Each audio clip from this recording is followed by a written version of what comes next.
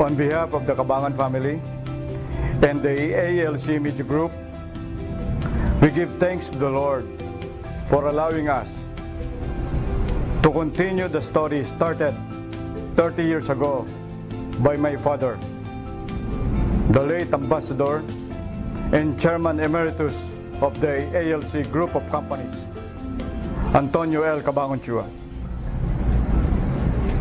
It is the story of how a small magazine got built on the strength of an incomparable friendship between a man of business and a man of words. This is the story of how they both cherished literature and vowed to nurture excellent literary works in the pages of the magazine. Through the best of times and the worst of times, we continue this story.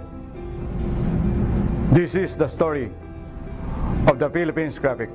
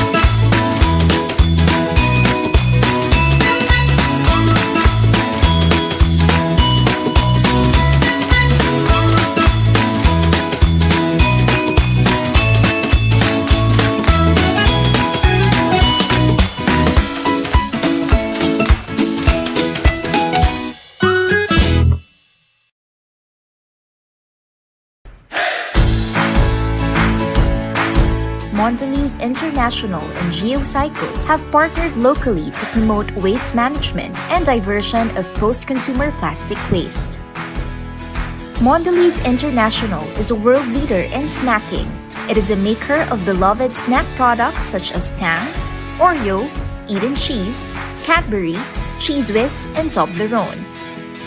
The company's mission is to empower people to snack right, with the right snack for the right moment and made the right way. Geocycle is the waste management unit of building solutions provider Wholesome Philippines Incorporated. The two organizations have partnered to spread the message of proper waste management and diversion among industries and consumers. For 2022, they have partnered to collect and divert 102,000 kilos of post-consumer plastic waste. This amounts to the weight of as much as 70 cars. This amount of waste is part of a larger collection of 170,000 kilos of municipal solid waste from the areas of Bulacan, Misamis Oriental, Davao City, and La Union. This includes non-recyclable plastic, paper, and other residual wastes. In working with Geocycle, Mondelez International is collaborating with experts in the field of waste management to help support their sustainability goals of zero waste to nature by 2030. Geocycle applies the proven technology of co-processing to help address waste challenges sustainably. This enables them to recover energy and recycle minerals from waste, leaving no residue. This partnership is only the beginning of a long-term goal to ensure the sustainability of both companies' operations by reducing their impact to the environment.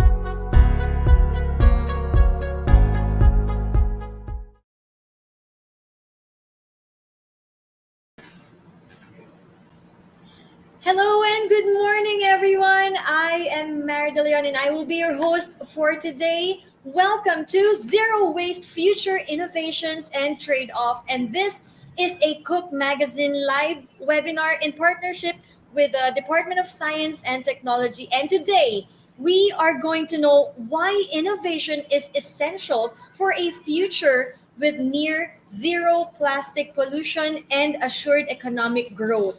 And of course, joining us today are the people who will be sharing their thoughts and knowledge about this topic. But before we start off with our webinar this morning, the publisher of the Philippines Graphic and Business Mirror, Mr. T. Anthony C. Cabangon, will be giving us the opening remarks. Welcome, Mr. Anton. Good morning, everyone. Good morning, Sir Anton. Good morning. Sorry. Good morning, everyone. And first of all, I'd like to thank our guests and all of you and the viewers for joining us today and manage to squeeze us in your hectic schedule. This morning, our topic will be on zero waste future, innovation, and trade-offs. We all know environmental problems face us with ever increasing urgency to be resolved. Weather forecasts have become unpredictable. Global warming is all around us. For a growing part of the business community in the Philippines, this situation has resulted in the taking of proactive, environmental friendly management measures.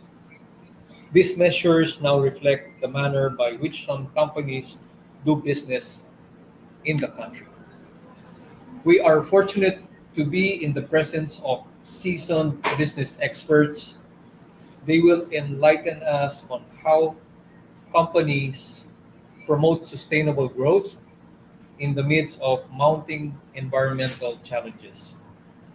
We have Mr. Crispian Lau, Commissioner and President of the Philippine Alliance for Recycling Materials Sustainability.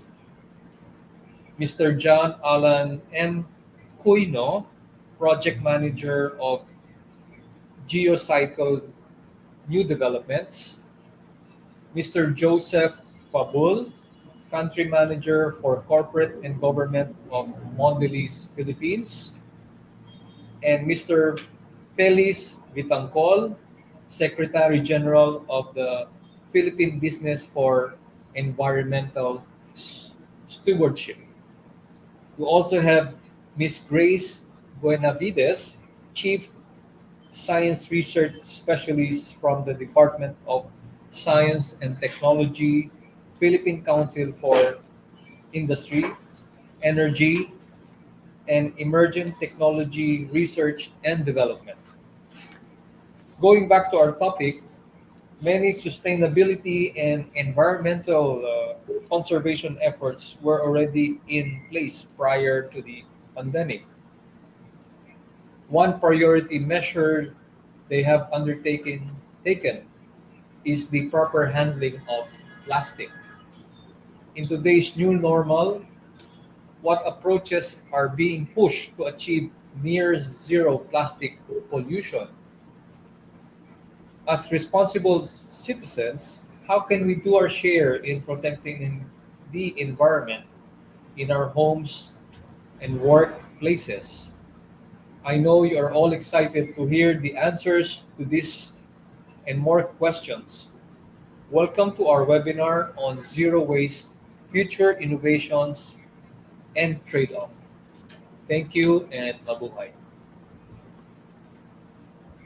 Thank you so much for that, Mr. Anton. And of course, we would like to invite everyone watching right now to please like and share this live. We are going to be giving away prizes at the end of this program. So, syempre, iniimbita namin kayo lahat to invite your friends to watch our live video today. So, now we are going to welcome our guest speaker And our first speaker is Attorney Joseph Fabul of Mondelez International. He will be speaking about sustainable snacking in support of EPR, or Extended Producer Responsibility. Attorney Fabul joined its management team last December 2020, and before this, he was a senior manager for the Corporate Affairs Department of Philip Morris International. And prior to joining Philip Morris, he was an associate attorney in the Litigation and Dispute Resolution Department of Dispute Resolution, sorry, or of ACCRA Law. So let us all welcome Attorney Joseph Fabul of Mondelez. Hi, Mari. Hello, Hello, good morning, Mari. everyone. Good morning to you. Good morning, everyone. Yes. Thank you for that warm welcome. Okay, let me share my screen. Of course, Attorney Joseph will be talking about sustainable snacking in support of EPR. Yes. Mari, can you see my screen? Yes, sir. Okay, let me begin. But I want to set my timer first because I want to make sure I don't take too long. All right, no just problem, to make sure, Attorney. Just just to to make make sure, sure. Yes. yeah, I make it within the limit that I'm provided with. All So, right. good morning to our esteemed guests, hosts, and attendees. Thank you to Cook Magazine, Philippine Graphic and Business Mirror for inviting our company to discuss our sustainability program. I am part of the local affiliate of Mondelez International, and I'm here to discuss our sustainable snacking program and why we support the creation of a reasonable EPR system in the Philippines. Now, our products are available in over 150 countries, and we have over 80,000 employees across the globe. Locally and for the past 59 years, we have been providing Filipinos snacking needs with heritage brands that they have grown up with, such as Oreo, Tang, Cadbury, Toblerone, Eden Cheese, and Cheese Whiz, among many others. And for those of you who are unfamiliar with our company Mondelez, it's because we used to be known as Kraft. So nag-rebranding lang po kami. Now, the purpose of Mondelez is to empower people to snack right by providing the right snack for the right moment and made the right way. The right snack means offering a delicious and varied portfolio. And that's what I mentioned earlier through our different categories and brands. The right moment means providing easy access to consumers and encouraging them to snack mindfully. And finally, the right the right way means supporting a diverse community and reducing our impact on the environment. This is our commitment to sustainable snacking. Now, our environment, social, and governance platform, or ESG, is centered on sustainable snacking. This means the following. First, we use sustainable ingredients. Through our Global Cocoa Life program, we aim to source 100% of our cocoa volume needed for our chocolate brand sustainably by 2025. Second, on environmental impact, we continue to evolve our manufacturing processes by constantly reducing the environmental impact of our operations. In fact, we are proud to source power for our Parañaque factory from 100% sustainable energy since 2019 pa. And we use a combination of geothermal, solar, and other renewable energy to make our products and power our head office. We also have a biomass boiler which uses biodegradable sources of fuel, a rainwater treatment facility to lessen water waste, and this all contribute to the achievement of our sustainability goals. We are proud to share that our factory is zero waste to landfill since 2014. For our local water conservation in our factory, we use reverse osmosis and ultraviolet light water treatment um, to reduce our water consumption along with harvesting rainwater. So talagang, we're doing everything we can to lessen the impact of our operations sa environment. For 2021, we've successfully achieved or even exceeded our environmental impact goals. So we have a 24% reduction in CO2 emissions across our manufacturing operations, a 33% reduction in priority water usage, and a 31% reduction in total manufacturing waste. So and this is year on year. We constantly and consistently try to reduce our environmental impact. Third, on social sustainability, we've adopted a 100% child labor due diligence across our Cocoa Life communities in West Africa.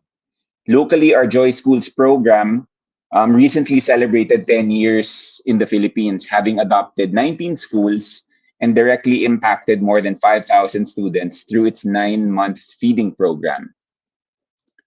The pandemic has been a tremendous challenge for all of us, so our regular feeding programs have been disrupted and we need to pivot and adjust. So from our regular Joy Schools program, where we provide food to 300 public school students on a daily basis for a period of 9 months, we're now providing weekly food and veggie packs to their families instead. We also provided 568 home learning kits, 150 laptops, and 81 Wi-Fi devices to these beneficiaries. Aside from our regular programs, we also donated over 22,000 cases of our products to communities in danger of facing hunger in 2021 by partnering with 13 various organizations. We were also saddened by the aftermath of Typhoon Odette and partnered with the Philippine Business for Social Progress, or PBSP, to develop a relief and rehabilitation program for 600 families in 5 areas ravaged by the typhoon. And finally, on packaging innovation, we've committed to use less packaging, better packaging, and improve current systems in order to achieve our ambition of zero packaging waste and to support the circular economy. We aim to make 100% of our packaging recycle ready and labeled with consumer recycling information by 2025. And globally, we're 94% compliant with this commitment.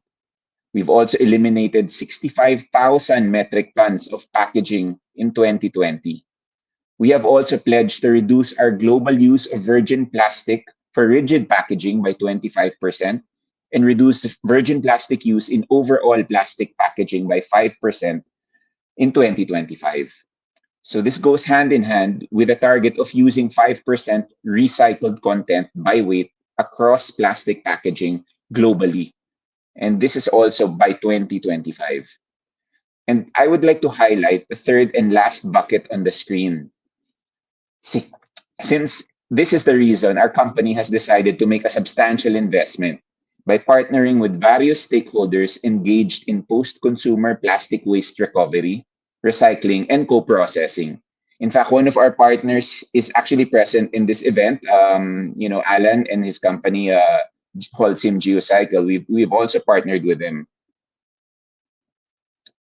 Now, we feel we can improve our systems and address the issue of post-consumer plastic waste by collecting as much plastic as we can, especially flexible packaging. Advocate for reasonable EPR schemes to be implemented and to build partnerships and invest in infrastructure. Now you can see in this map that more and more countries have recognized the significant impact that EPR plays in waste management, especially sustainability. Now, maybe I'm getting ahead of myself because maybe some of our viewers don't even know what EPR means. It stands for Extended Producer's Responsibility. Siguro, in a nutshell, all it means is that the manufacturers of plastic packaging material, like a food company like us, we're responsible for the amount of plastic that we put out into the market. So if I produce and then put out into the market 100 tons of plastic packaging material, I am responsible for collecting, segregating, and recycling or co-processing the same amount that I put out in the market. So in a nutshell, ganun kasimple lang siya. But there are more nuances and complicated explanations for that. But we support reasonable EPR schemes because we understand our responsibility to the environment. And so have many other countries, as you can see in this map. Now, I think we have experts who will join us later on to describe the various EPR schemes and how it works. And maybe I'll leave the explaining to the experts, the technical explanation to them, and I'll talk up more about advocacy. So I'll skip this and this, and I'll move into this slide, which will segue and help me discuss the processes, policy, and perception challenges that we face. Now, in order to address these challenges, Mondelez developed its sustainable packaging strategy to tackle the issue of post-consumer plastic waste proactively with 3 key interventions designed to close the gap and help create a more circular economy, a more circular plastics economy. We are also committed to reach our goal of zero waste to nature by 2030. And this is a pledge we made together with other co-member companies with the Philippine Alliance for Recycling and Material Sustainability.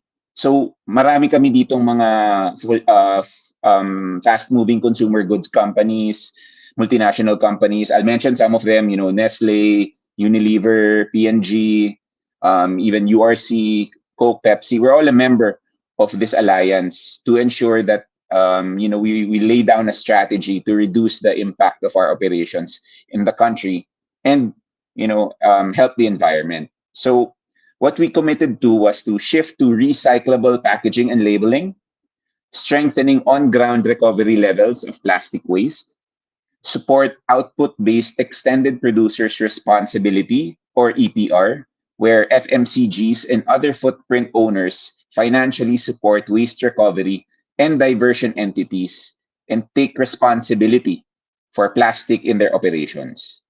And we intend to drive up investment in recycling infrastructure so that investors, LGUs, and local stakeholders can be brought together and plan for setting up recycling infrastructures.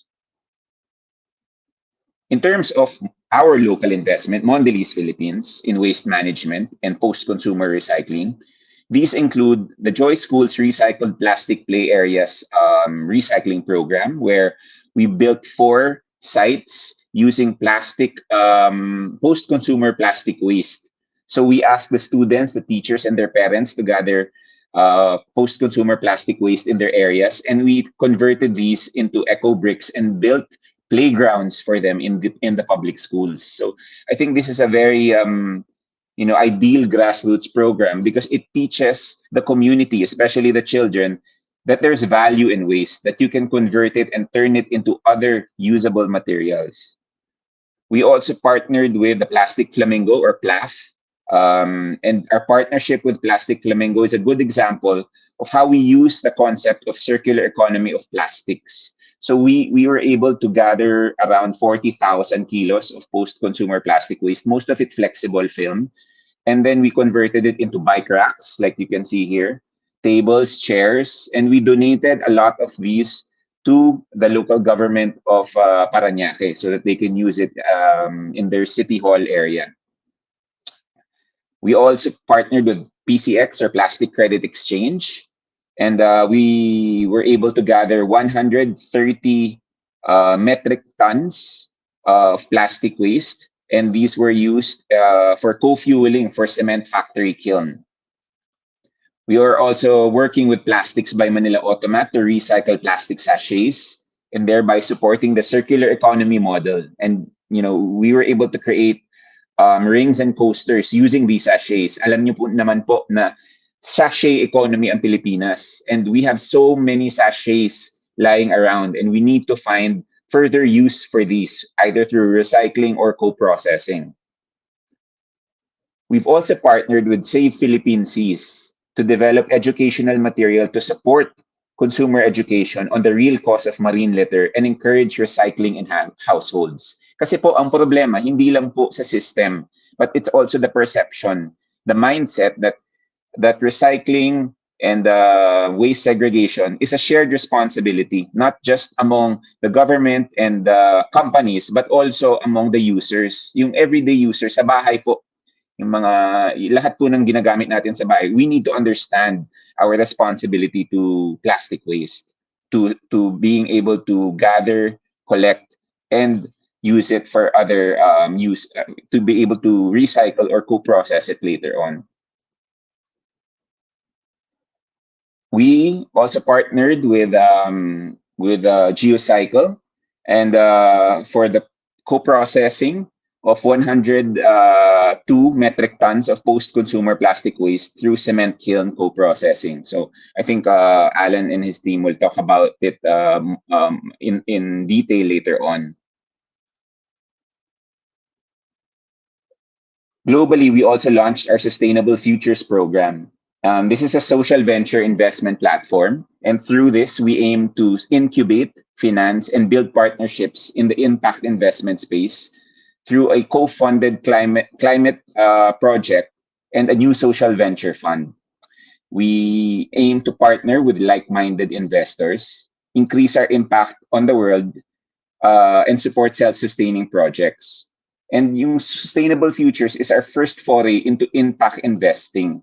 So what we do here is we find projects, green projects that are worth investing in, and then we provide them with funding. And a good example of this is the Plastic Flamingo project, which was funded through our Sustainable Futures platform. Our company has strengthened its commitment to advance a circular economy for plastic with a significant investment in the Circulate Capital Ocean Fund, unleashing the fund's foray into scalable business solutions for the collection of plastic waste, especially flexible plastic film. Through the Ocean Fund, we aim to invest and support the collection of more plastic than we currently produce, help develop infrastructure, support technical advancements, and improve livelihood. So this is another impact investment fund. So we're really looking for ways to invest in companies or initiatives that are trying to help the environment. And we don't have all the answers, but we do know that alone we can never achieve significant progress in the fight against systemic issues like climate change. And at Mondelez International, we are committed to do business the right way. We have clear plans for our environmental, social, and governance programs by creating a future where both people and planet can thrive. And we call this sustainable snacking. Thank you, everyone, and have a great day.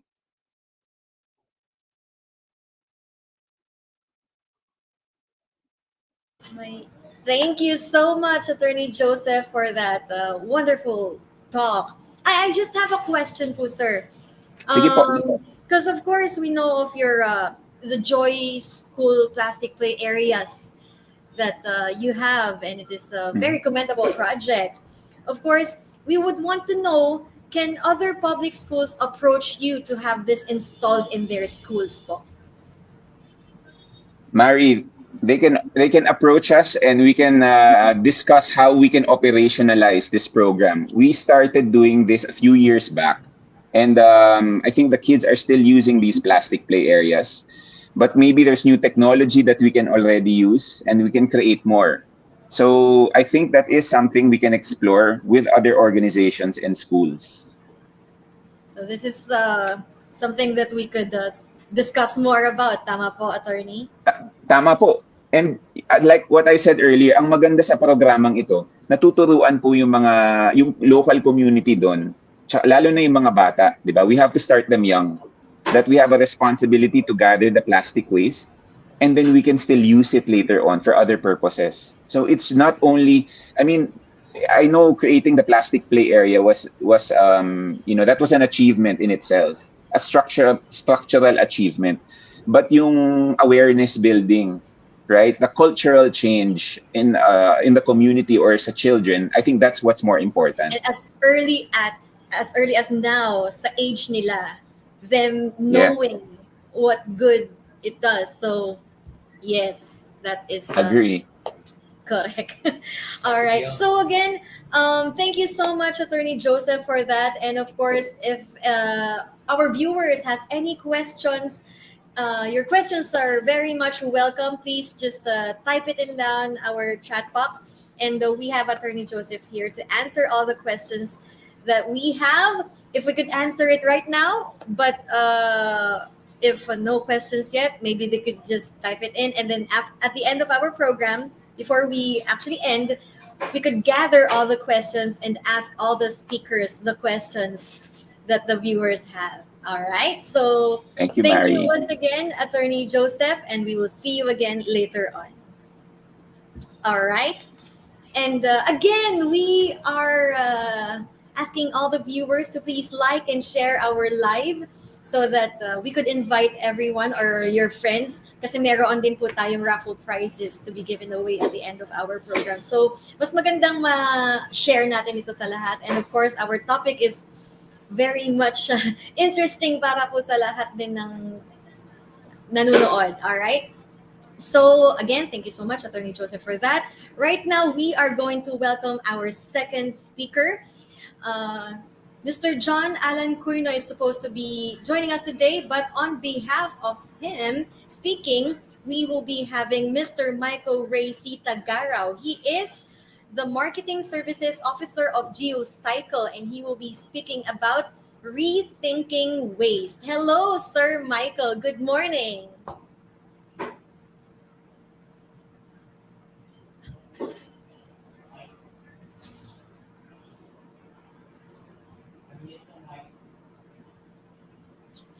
Ayun. How about that one? Clear naman. Ayun, Yes, perfect. we can now hear you, Sir So, Mike. Hello, let good me morning. good morning po ulit. Let me just share my screen. Screen, yes, and we are excited to hear about rethinking waste. Yes, medyo na-discuss na rin po ng kaunti ni Attorney Joseph earlier sa kanyang talk about Geocycle. But yes, we will be expecting the details from Sir Mike Tagaraw right now from Geocycle. So ito na po ang ating video. Ayun. So, good morning to my fellow guests and speakers, and also to our participants who are streaming now live on Facebook. I am Mike Tagarao from the Marketing of Geocycle Philippines, and I will be delivering this presentation in behalf of Mr. or Engineer John Alan Cuyno, the Geocycle New Revenue Streams Manager of Wholesome Philippines. So earlier, no, Attorney Joseph discussed about how Mondelez is striving to not just provide quality and safe snacks to the Filipino community, but also on their commitment to help the environment. We are actually looking forward that more companies like Mondelez would take the issue on sustainability and resource management with such urgency. So this morning, rethinking waste, driving the circular economy through sustainable waste management. This is a very interesting topic and might I add, a very timely one. We usually perceive this kind of discussion now when we talk about waste or waste management in general, that it usually pertains to the waste stream movement, like from the generation of waste to how we treat the waste after it is being disposed. So, but how we really perceive such materials should be changed, no? It should not be perceived as a waste stream flow, but we should think of it as a material flow. Its form and uses changes from one stage to the other, but basically they are still part of the system and being utilized by the system. So baka yung mga participants natin, no, ano ba ito pinagsasabi nitong taong to? So let's go in a more detailed exploration on that notion. Now, if we take one moment to understand and reflect on the question, what is waste? Ano ba yung basura? We can use many definitions available. In fact, we can use our own perception, our own understanding of what waste is, and we can use this to evaluate if a certain material is waste or not. But this morning, let me just use the definition presented in the Basel Convention para magkaroon lang tayo ng common ground or common understanding. So waste, according to the Basel Convention, are substance or object that are disposed of, intended to be disposed of, required to be disposed of by the provisions of the national law. Basically, it tells us that should a material have no use or no value for us, and that we plan to dispose it or we are required to dispose it, we could say that it's waste. And then when we think about disposal, the end of the journey of that material, we often think about the sanitary landfill. When we compare sanitary landfills versus the open dumping, which is, by the way, open dumping is illegal under the RA 9003, or also known as the Ecological Solid Waste Management Act of 2000. Landfills are clearly could be considered to be on the right direction. In fact, no, sa ibang countries, we could say that they are dependent on landfill also. But even if we could say that landfills are on the right track, there are still many issues associated with this method of disposal. Well, in fact, no, according to study.com, the largest issue associated with sanitary landfills is the risk of pollution. You see, as waste breakdown, methane gas is created. This is primarily due to the anaerobic digestion of our biodegradable waste that we dispose of sa landfill natin. Methane gas is created, and then if it escapes the landfill, it could pollute the air. In addition, methane gas can be dangerous if mag-accumulate siya doon sa landfill because unang-una, this is highly flammable and it could cause explosion. Along with the other pollution such as the air, sanitary landfills also pose a threat to the water pollution natin. For those who are not yet familiar with how landfill operates, meron kasi yung polymer lining sa ilalim that is actually to capture the leachate that is being produced by our waste materials. Yung leachate, kung sa Tagalog, yan yung parang katas ng basura natin. Now, if that particular lining of the landfill is punctured or the collection system breaks, leachates could travel from the landfill to the surrounding ground and could contaminate our groundwater. Now, if we are not conscious enough with our waste generation and on what we do with our waste, it would become a bigger problem. Unmanaged waste could be the main cause of land pollution. And then, of course, no, yung water pollution. Water pollution, ano na yan eh, it would be a chain reaction. Water pollution, meron na tayong marine pollution, and even microplastic invasion. Certain conditions would then follow, such as yung pagkakaroon natin ng baha dahil yung mga drainage natin are already blocked with our waste materials. It could also possibly lead to algal blooms or ecological imbalance sa environment natin, among other possible negative effects sa environment natin.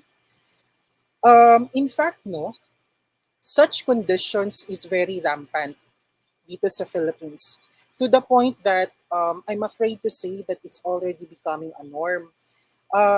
Once we can actually see such situations, we are not yet very alarmed. Living conditions are at risk.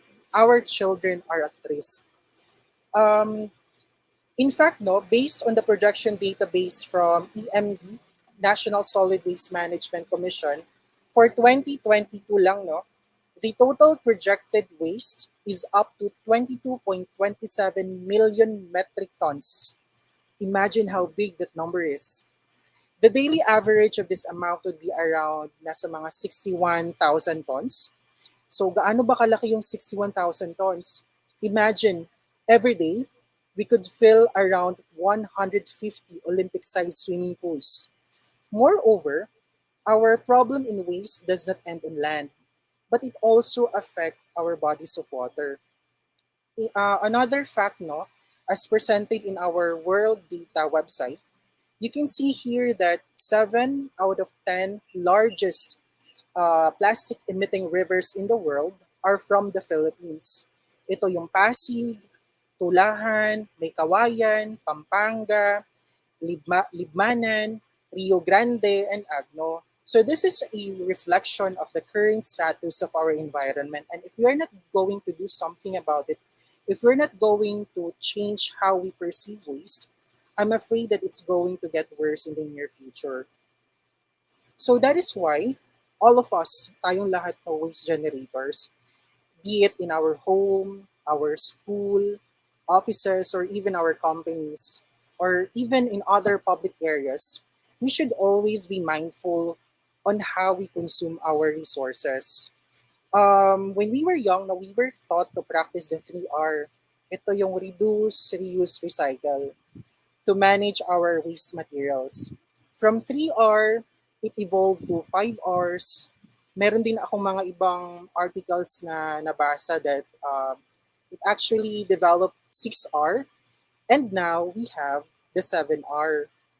So previously, we are taught that these Rs are for waste management, but now we are gearing for a more holistic and more sustainable approach. So that's why we call it now the 7 Rs of sustainability, in which the number one is to rethink. Yun. So with rethinking, we encourage everyone, be it from residential, commercial, and even industrial sector, to rethink about how we perceive waste materials. It's not just waste per se that we would be disposing of, but it is a material of value, a resource that we could still recover its mineral and energy content. We encourage everyone to be mindful of our consumption, of our resources, and always bear in mind that these are not infinite, and wasteful consumption could not hurt only us, but also our future generations. When we plan to consume our resources, we could always make use of these guide questions to help us evaluate if our decision would be wise and would be beneficial to our environment. Like, what is its purpose? How many times will I use it? Can I recycle it, or will it end up in landfill? Can I repurpose it, or do I have something at home that I can repurpose into the item I'm looking for to purchase? These particular guide questions are presented in the website of sustainability/yours.com. Now, with this approach in mind, we in Geocycle naman po supports our partner through working towards making our planet a better place for future generations. Thus, we rethink waste and define new ways to manage, contributing to a more circular economy. Our integrated approach is built on global competence, but also catered to our local needs. We leverage our technical expertise, including our skilled employees, using proven and globally recognized systems and processes to provide effective, tailored, future-oriented waste management solutions.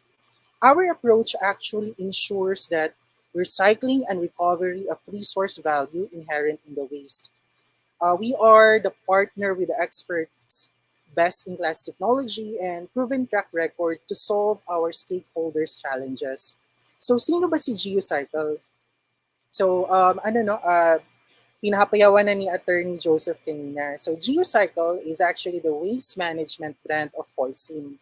So, our commitment of helping our partners achieve their goals, to be more specific, sustainability and environmental goals, is actually one of the manifestation of our sustainability commitment, which includes the climate, circular economy, which Geocycle is actively contributing to, water and nature, and people and communities.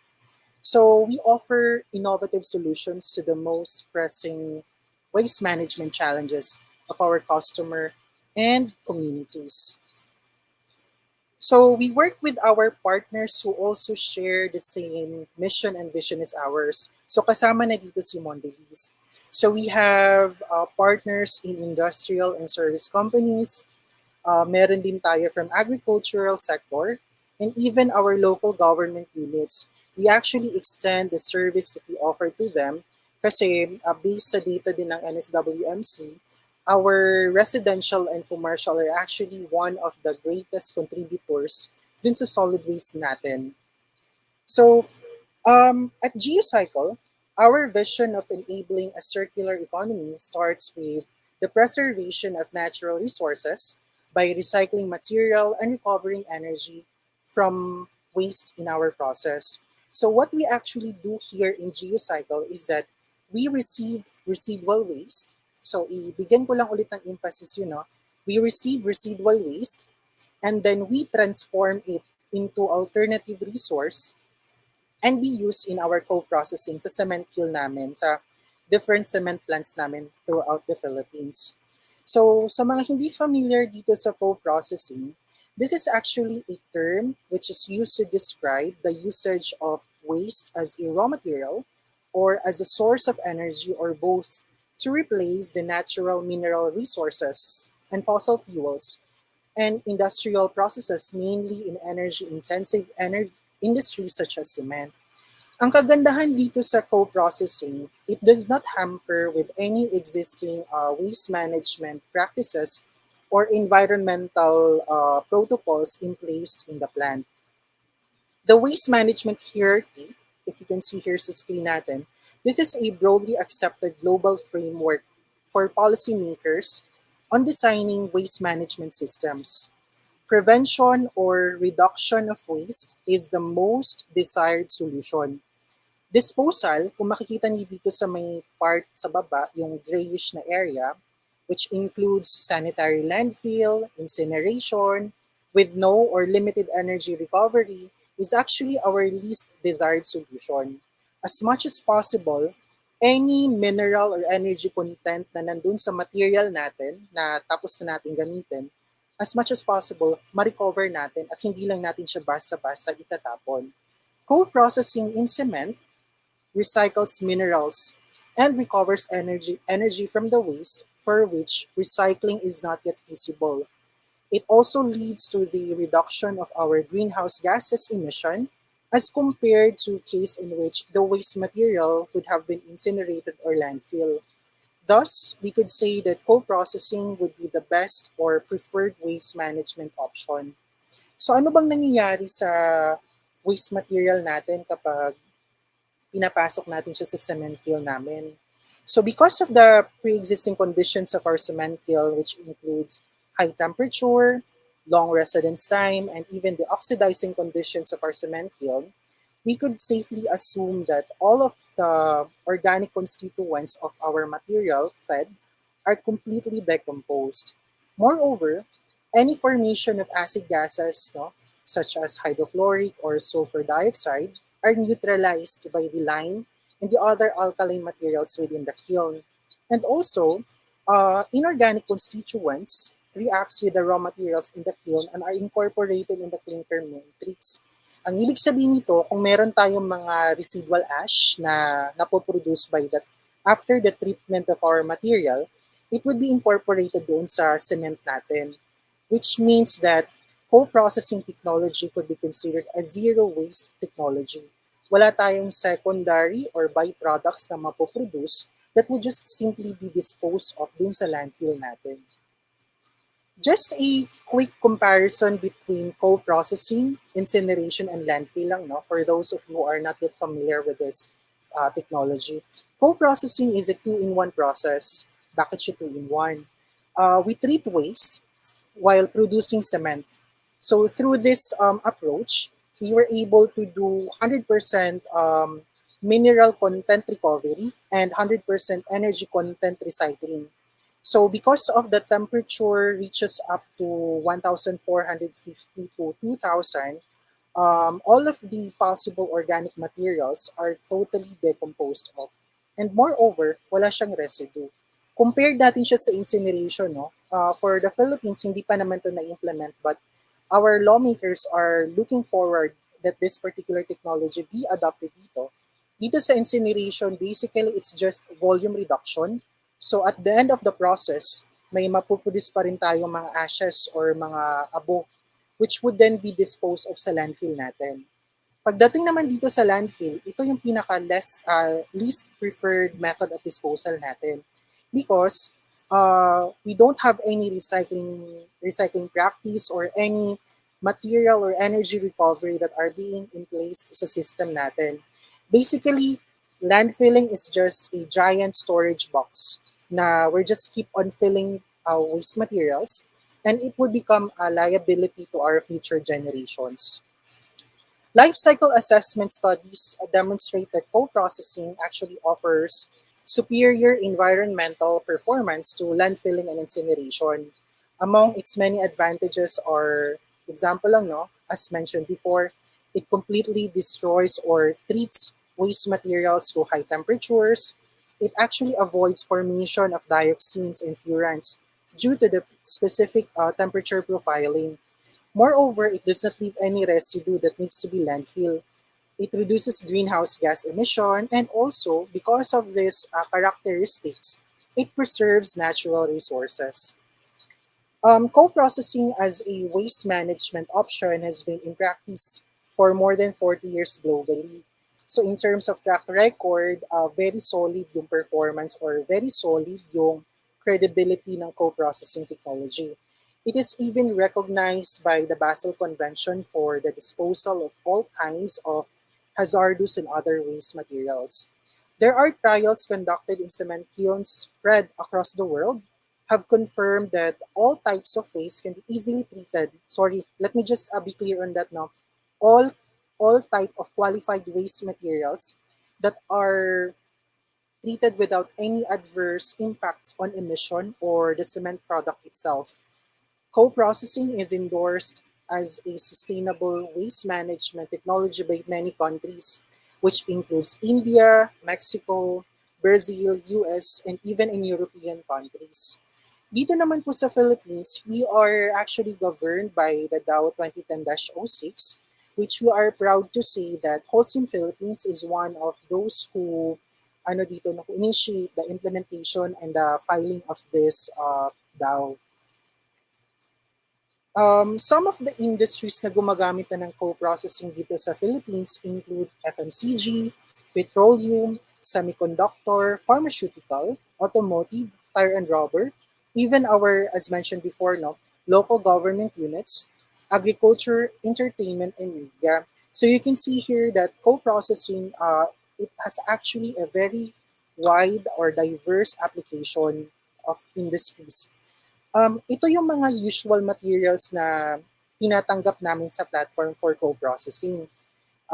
Non-recyclable papers and non-recyclable plastic. Let me just put an emphasis on the word non-recyclable po, ano? Because we are actually very strict with the adherence on the waste management hierarchy. If materials which has still a market value, ito yung mga recyclable papers and plastics, hindi po namin siya usually tinatanggap sa platform. It's because as much as possible, ayaw namin sirain yung concept of segregating and at the same time, reduce, reuse, and recycle. So that's why we kept on saying that Geocycle usually accepts residual waste or those waste materials which could no longer be recycled under normal means. So aside from these non-hazardous waste materials, we also accept hazardous waste materials, which includes but not limited to waste oil, processed sludge, expired medicine adhesives, pesticides, agri-chemical waste, mold runners, and even polluted soils. Meron lang din kaming mga materials na hindi pwedeng tanggapin sa platform natin. This includes radioactive waste, asbestos-containing waste, explosive and ammunition and weapons, and anatomical medical waste. Co-processing is not the best or the right technology to treat this kind of waste materials. Aside from this one, we don't co-process also yung mga e-waste natin, whole batteries, and even those waste with unknown composition because it might be possible that those mixed waste with unknown composition contains all those banned waste natin. The process here in Geocycle, it's just a very direct and simple. No? We start with waste pre-qualification. Ito yung pag-analyze ng waste material natin. We are very particular, we are very keen, and we are very strict with the quality of waste material that we use because as much as possible, we do not want that our alternative fuels that we created would would have a negative effect doon sa cement product ng Holcim. So that's why we are equipped with the right people and right technology to assess fully the waste materials being delivered to the platform. It would then be followed by, if hazardous waste material, we could guide you in terms of permitting, followed by safe storage and transport. Then, ito yung pre-processing, the co-processing itself, and then the certification na rin po. So, we believe that the traditional system of linear consumption and waste disposal are no longer relevant. Across all sectors of the economy, be it you are from residential, commercial, or industrial, there is a need to embrace a more circular thinking. There is a need to have this radical change of how we think, of how we perceive waste as a material. The world requires a more fresh approach to managing waste. Hindi lang siya yung dati na once nakapag-produce tayo ng waste material, no, itatapon lang natin siya sa landfill. Providing waste management solutions in a future-oriented way requires innovative thinking, active engagement, and collaboration among stakeholders.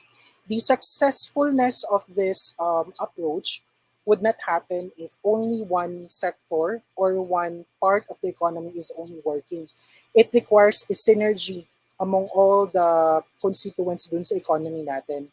We understand here in Geocycle that it takes to make our planet a place worth living in for future generation. We rethink waste and define new ways to manage it. Together with our customers and partners, even our adopted communities, we continue to strive a zero waste future. Our dedicated experts and partners work persistently towards achieving this goal.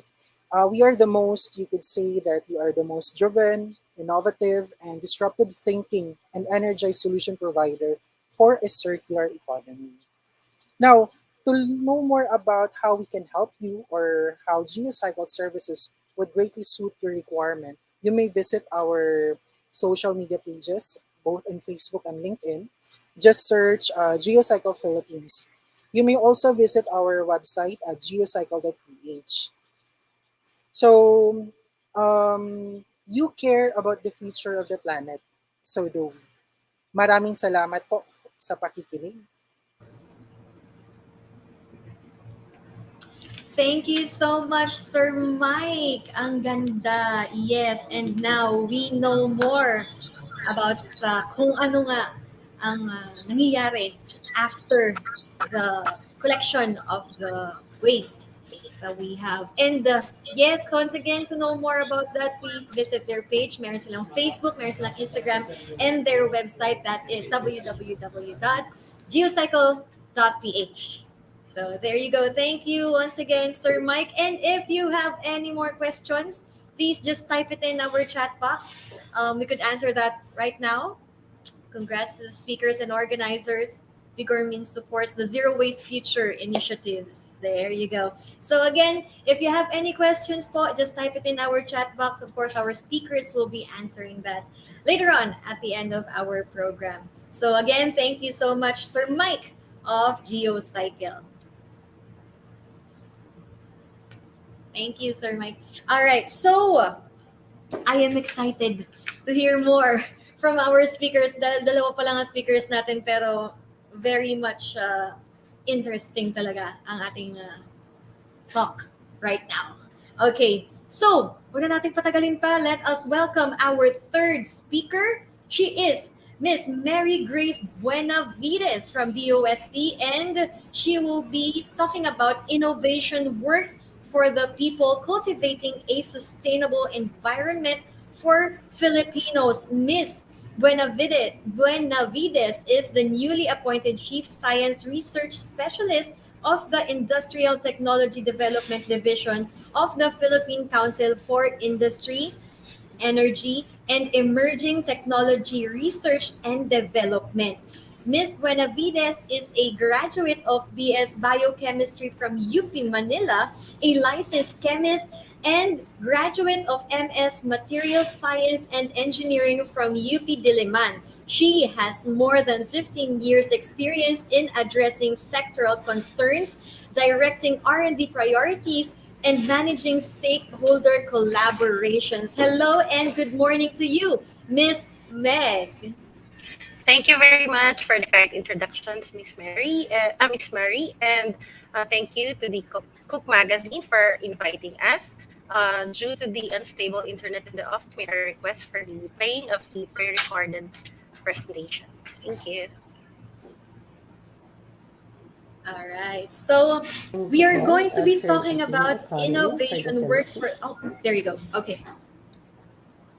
A pleasant morning to all, ushering a green economy for the Philippines. On behalf of our Executive Director, Dr. Enrico Parinit, I will be giving the presentation titled Innovation Works for the People, Cultivating a Sustainable Environment for Filipinos. I am Ms. Mary Grace Buenavides from the Industrial Technology Development Division of the DOST-PCIEERD. So we would like to thank our partners, ALC Media Group, for coming together in today's webinar and working towards addressing problems such as the single-use plastic in our country. This is testament that together, we can make significant strides towards finding alternatives to single-use plastics and provide solutions and opportunities to industries and the communities dependent on plastic. Allow me to begin with an introduction about our council. The DOST-PCIEERD is one of the 3 sectoral planning councils of the Department of Science and Technology. Our mandate consists of providing support for R&D or research and development, human resource and institution development, S&T information dissemination and promotion, technology transfer and commercialization, and policy development and advocacy. We serve as the central agency in the formulation and implementation of policies, plans, programs, and strategies in the industry, energy, emerging technology, and special concerns. Under these 3, we support a total of 21 R&D sectors, which includes the environment. In the Intergovernmental Panel on Climate Change report, scientists mentioned the continuous warming of the Earth's temperature, labeling it as code red to humanity, and the worst is yet to come somewhere in the 2030s, when the world is said to be 1.5 degrees hotter, which will bring extreme events unprecedented in the observational record. Humans have been identified to have contributed a vast amount of greenhouse gases into the atmosphere that floods, rains, heat waves, and drought will keep on worsening in the country in the next 30 years, despite any efforts to lower emissions. Countries such as ours, the Philippines, will suffer greatly from the extreme weather events that are to come.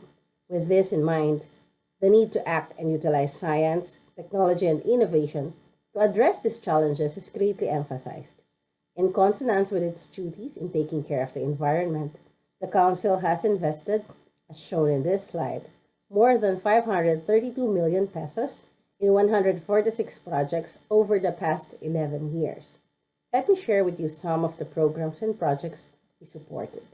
The DOST-PCIEERD spearheaded the development of the Sustainable S&T Solid Waste Management Roadmap with the vision of a circular economy with a solid waste pollution-free environment. One of the main drivers of the OS's environmental protection activities is our initiatives geared towards a green economy that is divided into 4 key segments. Think Green, which is understanding and planning for a circular economy. Second one is the Make Green, which includes developing clean processes and technologies. Third one is Turn Green, which is getting value from wastes. And lastly, Keep Green, which is on waste treatment technologies. Let me share a bit about these initiatives. In a study done by Ellen MacArthur Foundation, it is estimated that there will be more plastic than fish in the oceans by 2050 if we continue as normal. The world is choking on plastic and less than 9% of it is being recycled. Valenzuela City is labeled as a plastic city because of the more than 300 plastic and rubber companies situated in this city. About 250 junk shops also, and almost 100 plastic recycling plants are located there. In a year, about 20% of the total waste produced was made of plastic. Think Green programs were developed to help us understand and plan for a circular economy. As an example, Envitech's scoping study used to identify key pollutants in an area and options for waste management. This study was conducted in Valenzuela City to gather data by performing a survey on industrial plants that will be used to determine waste management technologies that are appropriate for an industrial setting. From this scoping study done by Envitex, we were able to come up with new R&D projects that are clean and green. For Make Green projects, we invested on research that will develop green technologies that we can use as a substitute to existing products that are highly petroleum-based. It is keeping with the idea that waste should be considered from the beginning. One example here is our development of green degradable polymers from plant-based oils.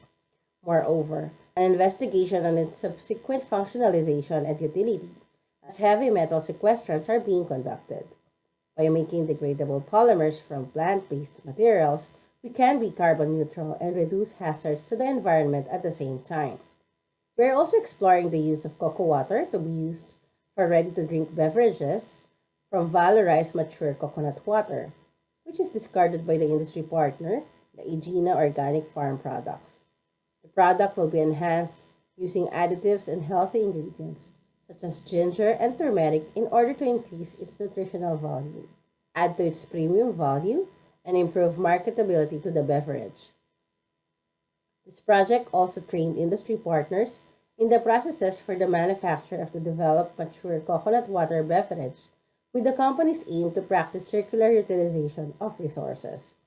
We also supported the development of functional and durable previous concrete pavement for local roads and parking lots, which allow rainwater to percolate to the underlying subbase due to its high permeability to reduce stormwater runoff, utilizing industrial wastes such as coal fly ash, sawdust, and bagasse ash.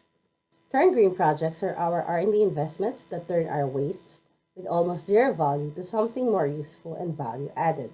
This project from the UPLB transformed agricultural residues like corn stover, sugarcane bagasse, and banana pseudostem into polyhydroxyalkanoates or PHA, which is bio-based and 100% biodegradable.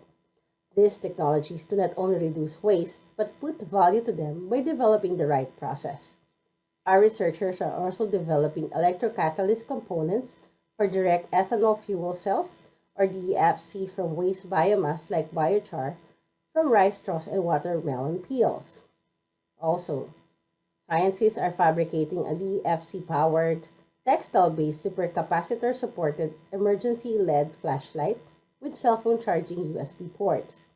They are also developing fabric supercapacitors by coating a cotton indigenous fabric substrate with biochar and conducting polymers as its electroactive material.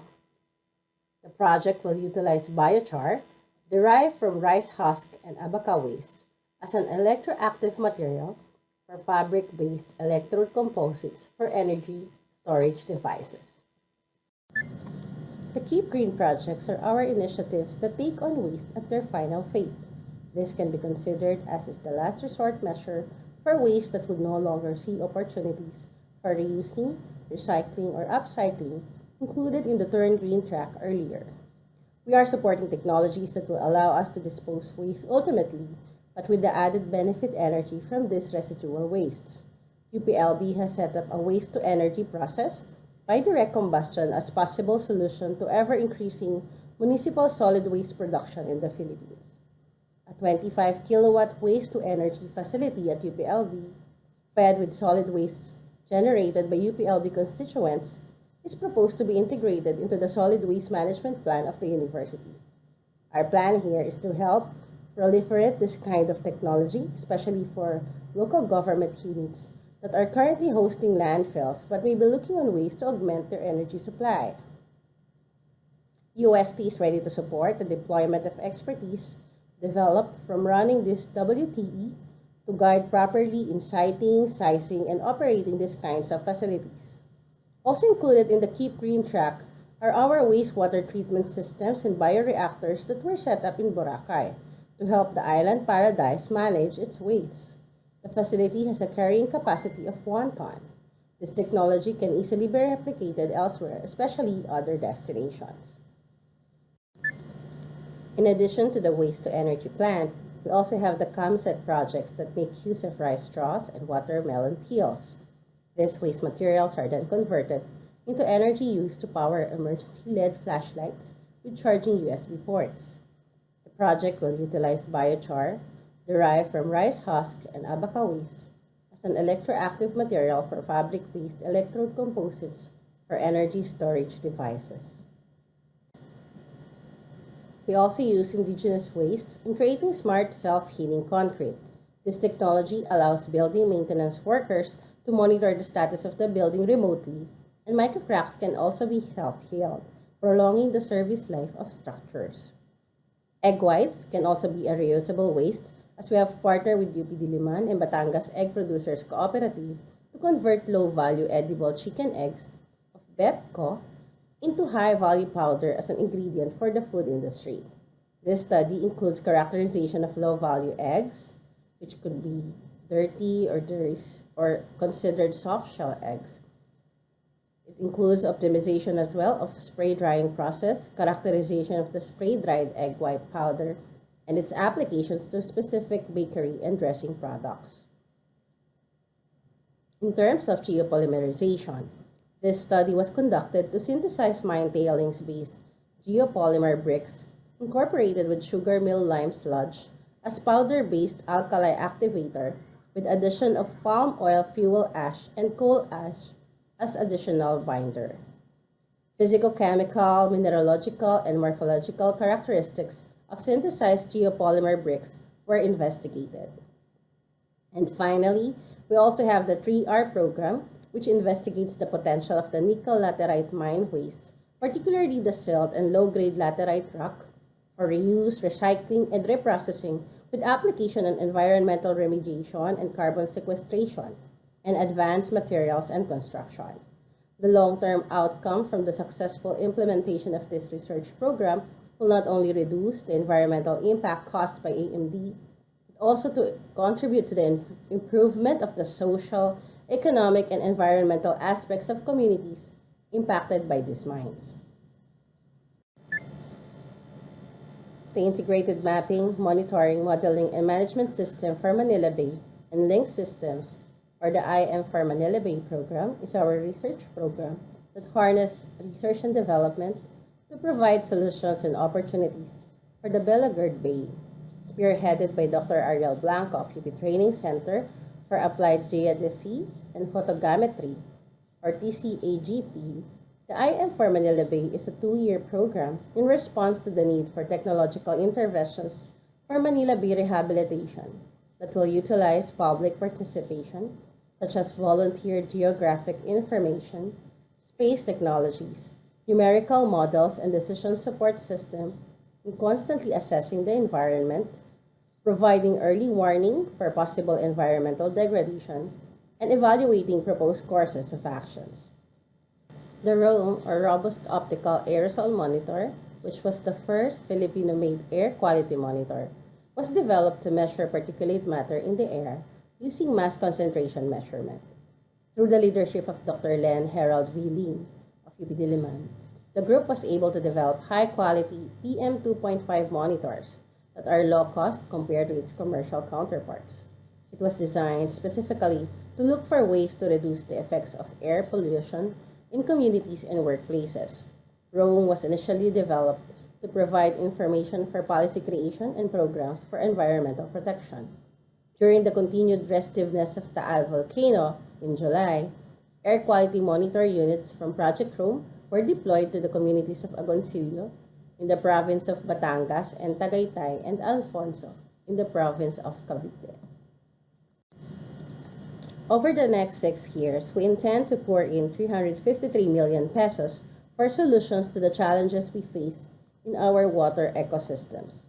Among the interventions we will be venturing into are the establishment of centers on lake sustainable development, environmental technologies and compliance, and wastewater management and treatment.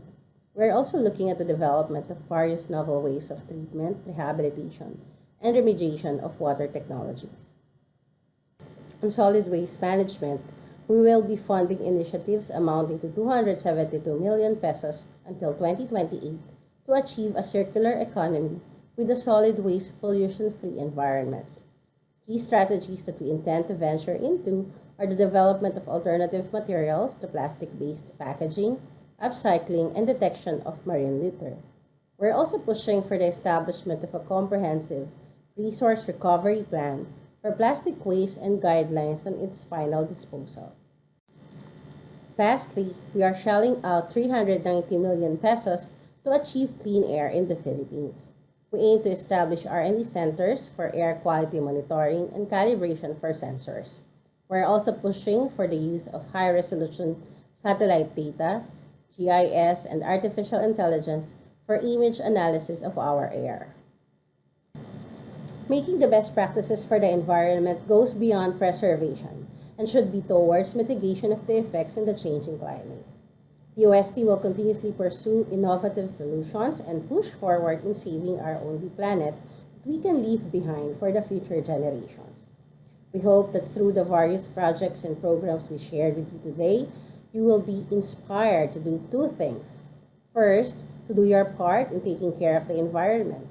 May it be our personal advocacy to care for the environment. Our own little ways, when summed up together, can help our environment. Second, you can partner with us. Our doors are open to your ideas and initiatives. The projects you saw today are only a foretaste of the wonders that we can do together. Let's unite in making innovations work for the people. Let's do our part in protecting our planet. Salamat po and mabuhay po tayong lahat.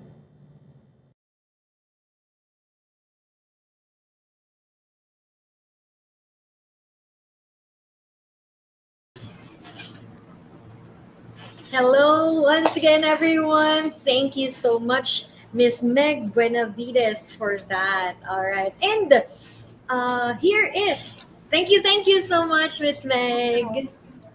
Thank you so much. And of course, if you have questions, please just type it in our chat box. And of course, our speakers will be happy to answer those questions at the end of our program. But for our raffle question, eto, abangan nyo na guys, dahil may prizes tayong ipamimigay para sa inyo pag nasagot nyo itong ating raffle question.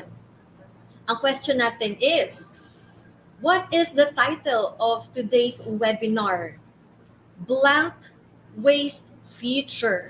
Yan ang title ng ating webinar. Ano ba yan? Just type in your answer with our hashtag Cook Sustainability and hashtag Zero Waste Future. Of course, ang i-consider natin correct answer yung mayroong correct format. Again, just type in your answer together with our hashtag Cook Sustainability and hashtag Zero Waste Future. Again, our raffle question is, what is the title of our webinar today? Blank Waste Future. There you go. So again, we are inviting everyone to please like and share our live so that ma-share natin ang ating topic or our live sa mas marami pang viewers today. This topic is very interesting. So mas magandang maikalat natin to sa mas marami pang tao. Alright. So, again, thank you so much, Ms. Meg, for that. Now, our next speaker is Mr. Vitangcol from PBEST, or Philippine Business for Environmental Stewardship. He will tell us about sustainability, bridging Philippine waste management gaps. Engineer Felix Jose Vitangcol served as the Secretary General of the Philippine Business for Environmental Stewardship, or PBEST, an organization that advocates for sound development policies and the right governance to ensure industry's responsible stewardship of the Environment. He is also a fellow for Environment of the Philippine-based independent and international think tank Albert de Rosario Institute, or ADRI, and the Senior Research and Senior Advocacy Officer of the Strat-based Advisory and Research Consultancy Group, where he focuses on sectors such as metal and mining, solid waste management, and environment, and agriculture. He also regularly writes articles about stewardship of the environment on several news websites. Once again, let us all welcome Mr. Vitangcol, and he will be talk. Okay, and again, the topic is sustainability. Hello, Mr. Felix Vitangcol of PBest. Hello, Miss Marie. Good morning, Uh, Sir Felix. to participants and speakers of the event, good morning. I'll just have to share my screen first. Yeah. Again, let me first introduce the organization that I'll be representing here to you today, which is PBS. This was the organization was established in 2013, and since then, it has engaged in diverse stakeholders to promote and share the advocacy on sound developmental policies and right governance to ensure effective stewardship of the environment, resource efficiency in consumption and production, and ensure Filipinos' inclusion, especially the most vulnerable, in a more sustainable, resilient, and circular economic future. Now, in relation to that, I'll be presenting here to you today, sustainably bridging Philippine waste management gaps by breaking away from circular economy enthusiasm to reality. Now, PBS believes that it is in this race against waste generation or plastic waste generation, private sector will play a very big role. For responsible businesses, doing business is all about creating value. And by shifting to a more circular model, resources are better utilized to add added value to customers while minimizing waste generation, leakage, and the environment. But there's a very big but. But plastic waste problem is not the sole responsibility of the private sector, or you cannot it cannot be 100% attributable to the private sector. The growing population, its resource demand and consumption at the same time, its unsustainable waste management is a very big factor. Now, the global economy will continue to grow together with population and resource demand. The year 2021 ended with nearly 7.9 billion people. And the United Nations estimate that the world population would reach around 8.6 billion by 2030.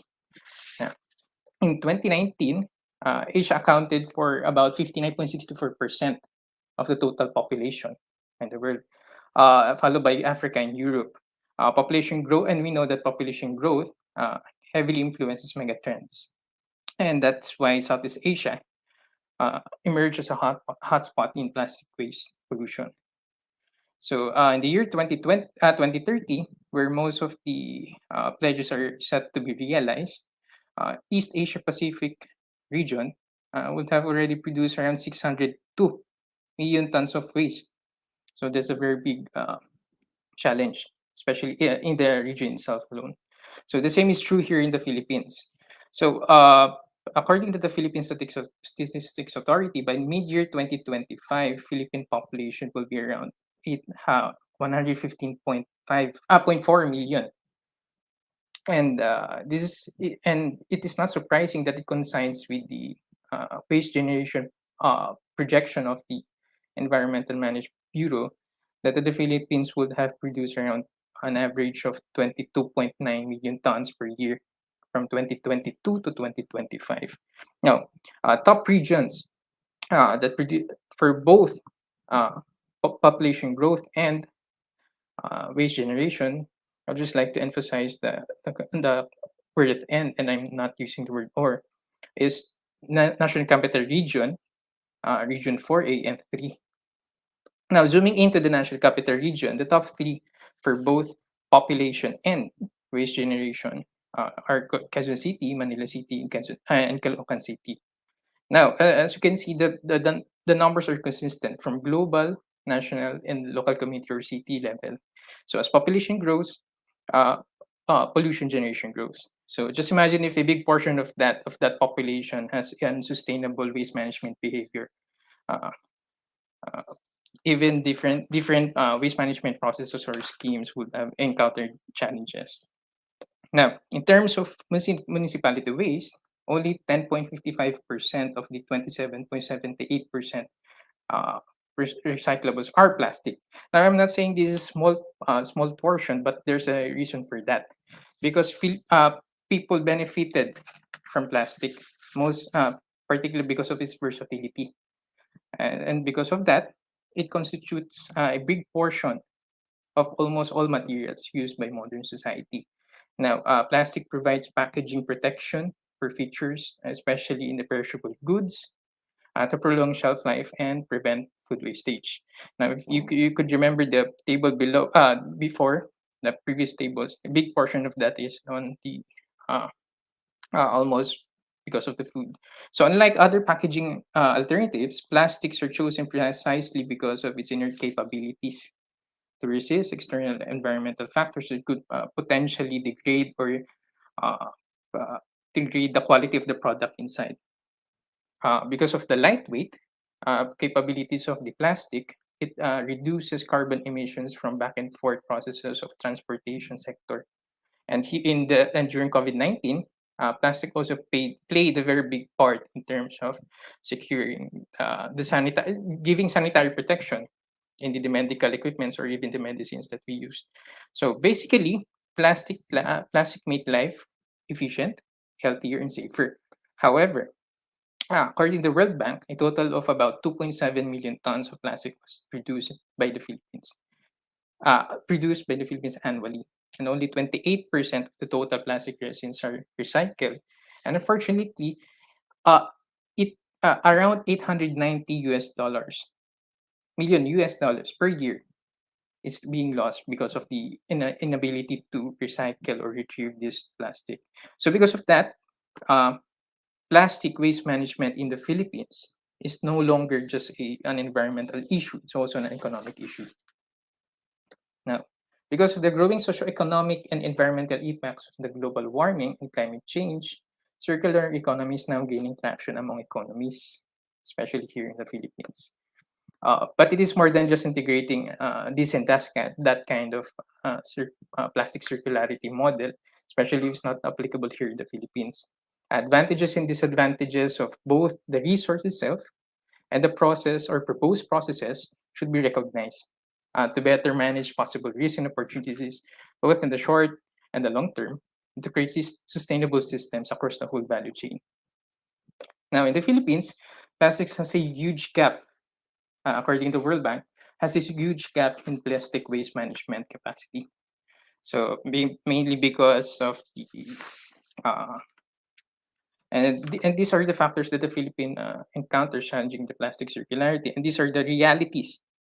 Now, these are the realities that the plastic policymakers should take note and should focus on if you want to move forward in terms of plastic circularity.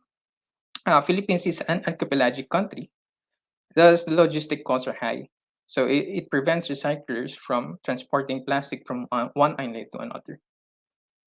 Electricity costs in the Philippines is also high, and won't be profitable for recyclers, especially if the technology they use is somewhat uh, outdated or not energy efficient. There is also a growing tension between informal and formal sectors, recycling industry sectors. So if we are to introduce a national recycling or collection process, the informal sectors will be affected, mostly affected. There is also majority of the plastic waste value is attributed to low and hard to recycle flexible plastics or packaging. Insignificant returns in the investment of local government, it is also applicable in the private sector as well. Small and medium enterprises that dominate domestic recycling market are unable to meet the multinational or the global requirements in terms of plastic resins. So so other factors that affect the failure of Philippines in terms of plastic recycling are as follows: so fluctuations of oil, prices, lack of recyclable content, requirements, uh, collection, design itself, the fragmented waste management policies, both in the national and the local level, and the lack of treatment facilities here in the Philippines. So, despite these challenges, all opportunities are not lost. Despite having no single national policy in terms of plastic recycling, regulatory advancement here in the Philippines is very high. Congress is now in the process of deliberating extended producer responsibility, which was mentioned by our previous speakers today. That mandates oblige companies to establish an extended producer responsibility program to divert plastic waste away from landfills and prevent its leakage to the environment. At the same time, obliged companies are given target recovery rates per year, and this increases also per year. However, this alone poses a very big challenge in the success of the EPR scheme here in the Philippines. Using the population at the same time, waste generation boom factor, and their indifference in terms of plastic, uh, simple plastic waste management such as segregation at home, having a high recovery rate at a short period of time will be a very big challenge, especially here in the country, especially at our current situation. Now, a certain level of enthusiasm on plastic circularity is okay, it's acceptable, but we want plastic circularity in the country to succeed. If we want plastic circularity in the country to succeed, we have to be realistic. On top of the challenge mentioned by the World Bank, the government should provide adequate system and mechanisms that is conducive for industry players to participate in. Filipinos' unsustainable and indifferent waste management behavior must be addressed. We will not go anywhere if this if this is not addressed immediately. Even we have a good to okay EPR scheme or any kind of recycling scheme, if the produce or if the consumers themselves are not able to uh, uh, sustainably fix their waste management behavior, we won't go anywhere. So another is compliance to overarching agenda of the EPR, which is to reduce plastic waste, should be forward-looking and open to the more efficient plastic waste management in short and long term, such as co-processing, which was mentioned by our previous speakers. So, as I said a while ago, having a high recovery rate at a short period of time might be too challenging at the current situation. Thus, compliance should be realistic and data-driven, based on prevailing technology commonly used today in the market for the industry. Lastly, to encourage investment in industry players' participation in the EPR or in the recycling uh, agenda itself, incentives should be provided. These are all expenses to the businesses, and they cannot sustain an EPR scheme if all they do is uh, uh, uh, produce expenses through these projects or programs. So they need support all throughout. So these challenges are dire, but initiatives from industry players hint that there's still hope.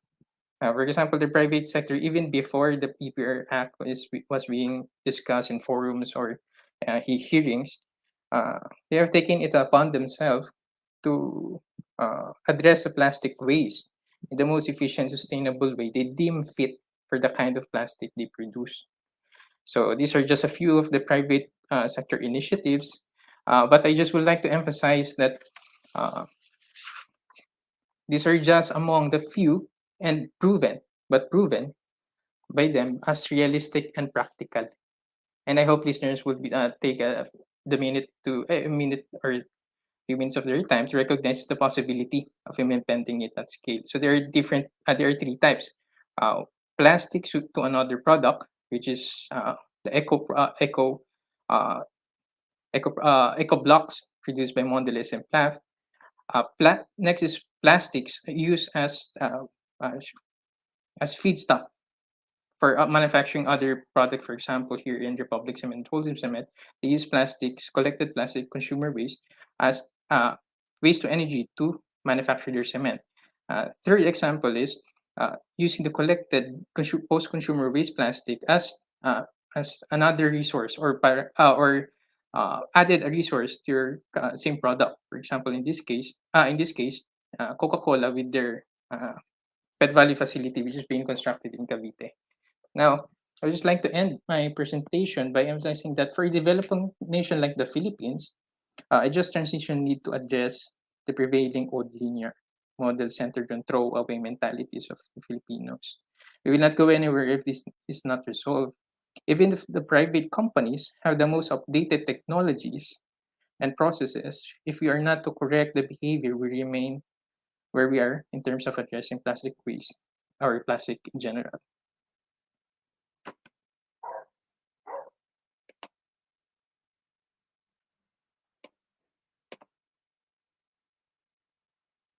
Thank you. That's for my presentation, for PBS presentation.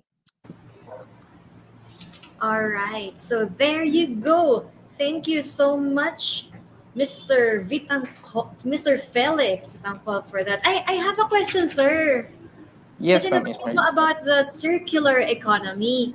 So how can the concept of a circular economy be implemented at the grassroots level, example for the barangay and the municipality? Actually, Miss Marie, it's already ongoing. Different community have different kind of programs. The problem is, it's only limited to their community.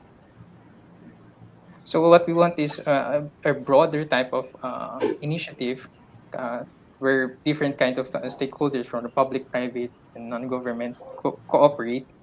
Let's like what I said a while ago. We have national policies and the local policies in terms of plastic waste management, but they're sometimes they do not match. So what if interested to connect with you? How do they do that, sir? They could just go to our website. We're very active in terms of replying to their messages, or they can email us. Uh, our email also available in their Facebook page. So And we the would be Facebook page po is? uh, PBS. They just search Philippine Business for Environmental Stewardship. All right. And then they could just reach out to you if ever they are interested. All right. Yes. Okay. Thank you so much for that, Mr. Felix of PBest.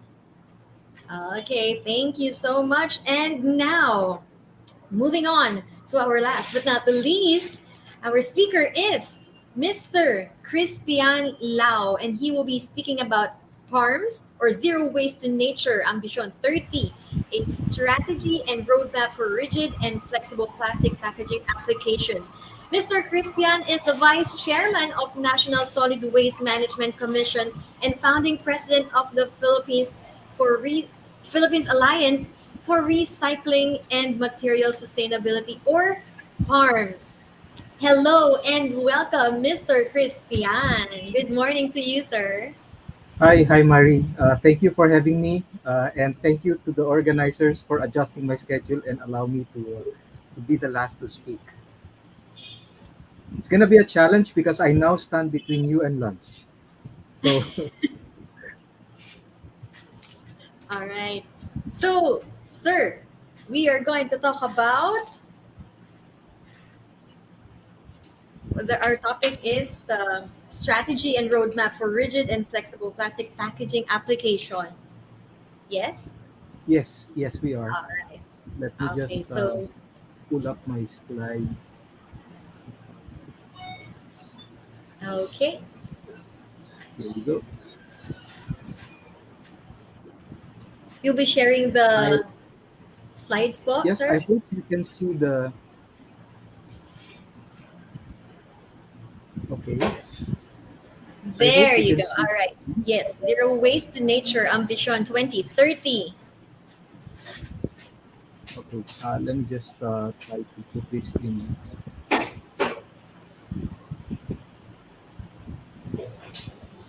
Okay, I hope you can see it in full screen now. The topic that I will discuss to you for the day is Zero Waste to Nature, Ambition 2030. Now, let's look into Well, the topic for the day is zero to waste. When we talk of zero waste, let's look at the whole perspective. Thank you very much to the earlier speaker.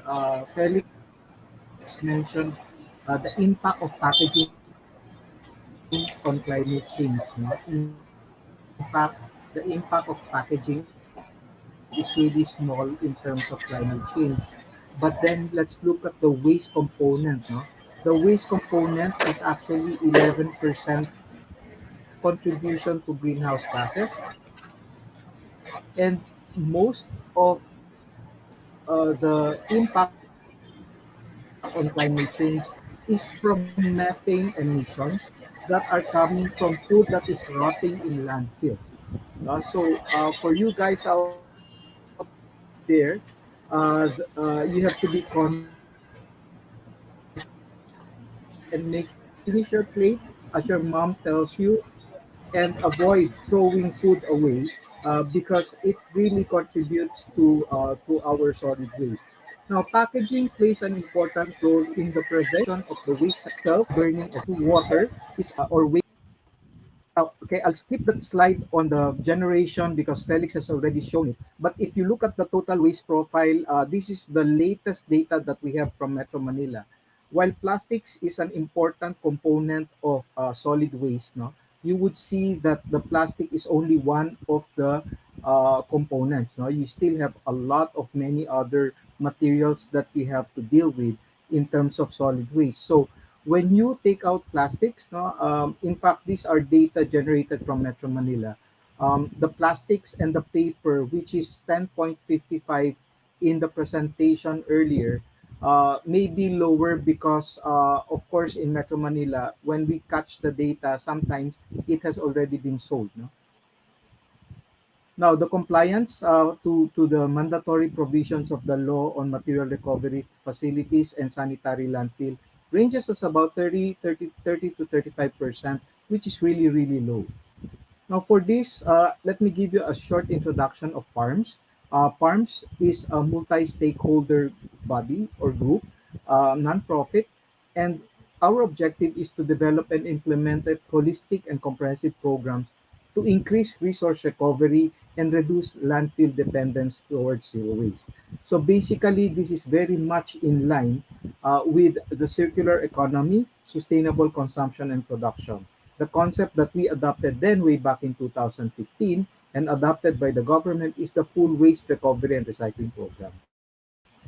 Here are some of our investing partners. Of course, Mondelez is one of our partners even from day one when we started conceptualizing farms. We have technology partners, we have academe, civil society, and industry groups. Um, okay, going now to the topic, we made a declaration in January of 2020, zero waste to nature, with a timeline or set timeline of an ambition of 2030. It can be regarded as an ambitious target, no? But then we have actually committed, the companies that are here and the industry associations, in partnership with the NGOs, made a commitment to see this through. Now, when we talk of zero waste to nature with the third 2030 ambition, we look into the different approaches on how we can achieve zero waste to nature. First, reduce. The program is anchored on reduction of plastic pollution. No? What we need to do is to redesign the plastic, and I'm glad to hear that PCIEERD, no, our partners from DOST-PCIEERD, is doing a lot of research, no, in looking for viable alternatives, no, to packaging waste. No? And of course, when we look into zero waste to nature, while the focus is on plastics, this is not only about plastics. No, we shouldn't run away from plastics and find ourselves generating more waste than our infrastructure can handle.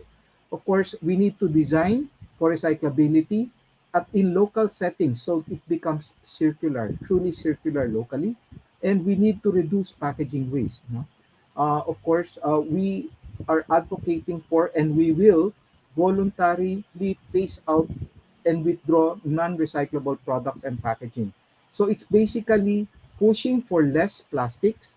Okay, less plastics means less plastic that ends up in the environment or in the landfills, and promote better plastics or alternative materials that fit the needs and the capacity, purchasing capacity of our people. We're also looking at reuse options, alternative delivery systems like refills, returnables, multi-packs. The important thing about alternative delivery systems, and please, if you have it in your neighborhood, in your malls, in your supermarkets, support them. So because it also reduces packaging waste. The important thing about reuse models is that we need to ensure that the consumer safety and protection are in place. Now, next is we need to recover or to collect the waste. Now, we need to establish waste collection across communities, which involves or needs to involve all stakeholders. This is not about your barangay, this is not about your city, this is not just about your manufacturers, your producers. Unless you and I participate as citizens of the earth, citizens of the Philippines, now we will not get anywhere. So as mentioned, it should involve all stakeholders. We want to create value from waste. And of course, if there's no value, nobody's going to bother pick it up. So we will actually create value from the waste. We need to put up the infrastructure to systematically recover. So you would see slowly, and it's getting more and more, drop-off centers for your residual waste, plastic waste, your Tetra Packs. You can drop them off in malls and some designated areas. And mind you, no, participating in a recovery program increases the income potential across the whole chain. It benefits the waste pickers, the junk shops, dealers, and consolidators. And last but not the least, we need to recycle. Now, we need to increase the demand and applications for recycled materials. It was mentioned earlier that recycled content, no? While we are looking at recycled content, no, maybe we have to ensure also recycled content for recyclates or recycled materials that has limited market. No? There are some applications where the market is there, like polyethylene and polypropylene products, your takeaway microwavable containers, your milk jugs, your shampoo containers. These are all highly recyclable materials, and there is a market for that. Now, when you look at our pet value was mentioned. Our pet, we are exporting PET right now, but to enable us to put up that facility by pet value, and as a project of Coca-Cola and Indorama, there should be a takeoff for the recycled materials that are produced from those facilities. Now, when we develop zero waste to nature, this is not just kwentuhang kwento kotsero. Now, we are very serious in developing the strategy, identifying or defining the enabling policies, and developing a glide path with key milestones. No? And we actually developed it with stakeholders and applicable to local conditions. Now, our focus, as mentioned, on packaging, and this is the result of the 2-year study that we did. No? Um, we saw that rigids and flexibles used in packaging, that is the ratio. Now, this is the first time that the data came out. We used market data with the help of Nielsen. We identified what materials are out there, how much of them are out there, and where it is. And we are looking at baseline diversion rates already. Now, as I said, for rigid packaging, polypropylene and polyethylene have 100% as per studies by the World Bank and GA Circular. Now, for PET, okay, we are now at 40 to 55%, and the development of investments will actually help increase this value.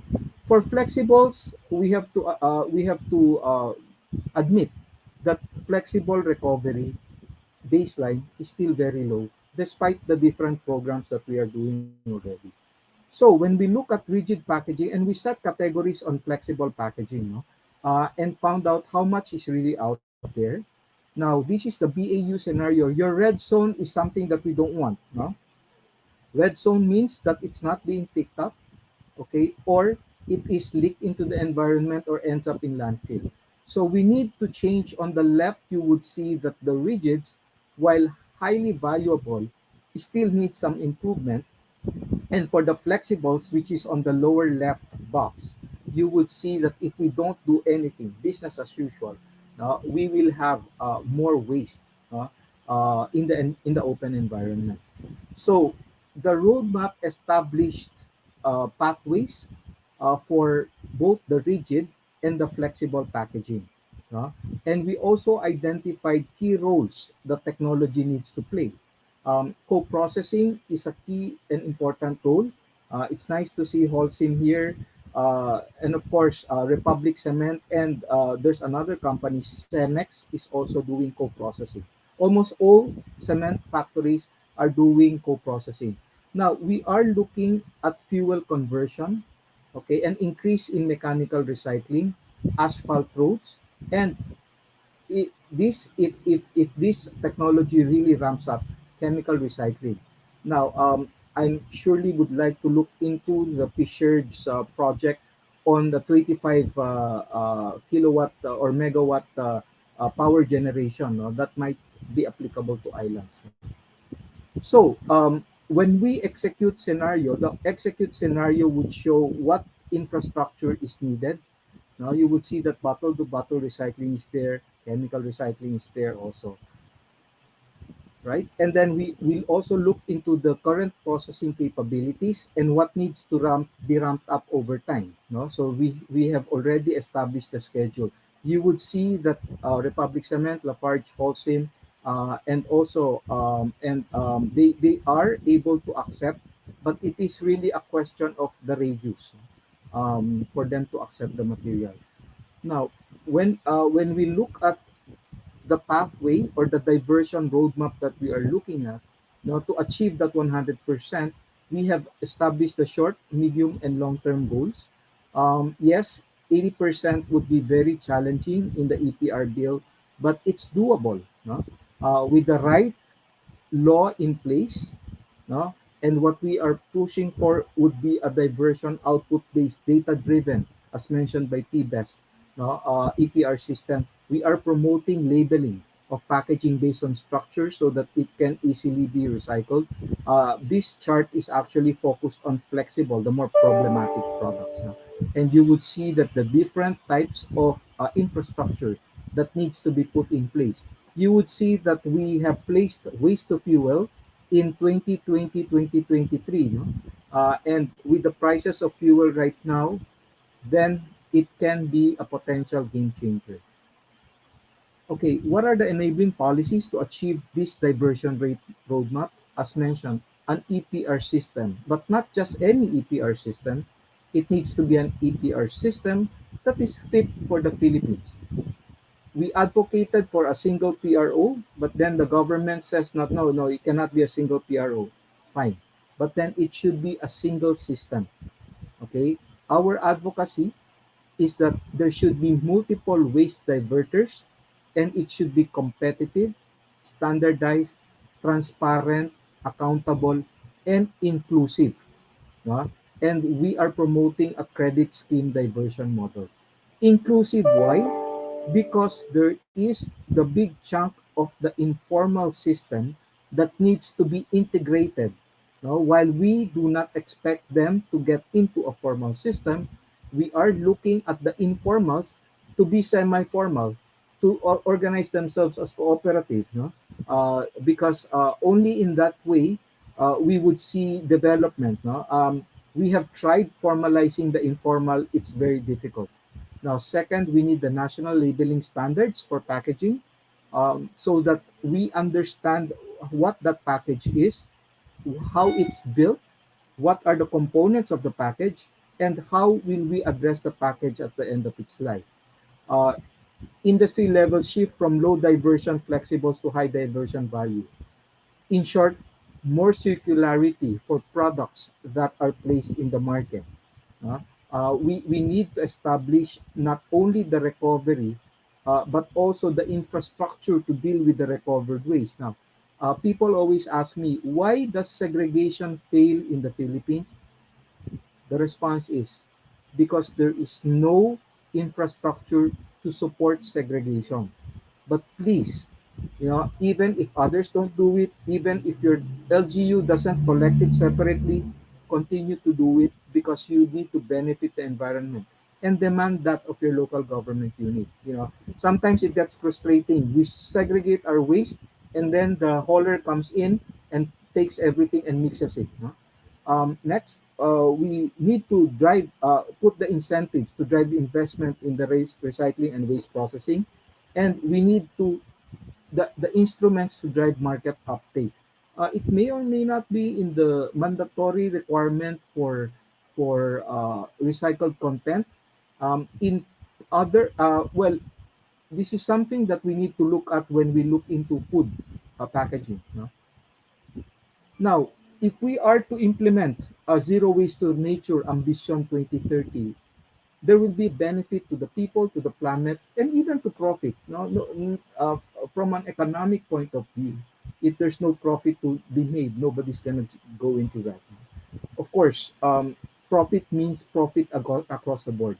Now we are looking at an estimated 15.1 billion in infrastructure investments for recycling and waste diversion facilities.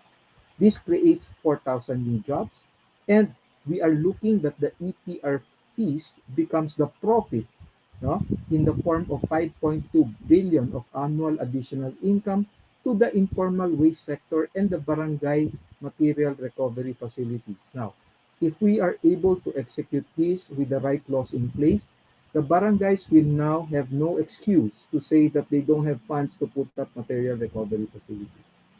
So with that, I'd like to end this presentation. And should you have any questions, feel free to reach out to me.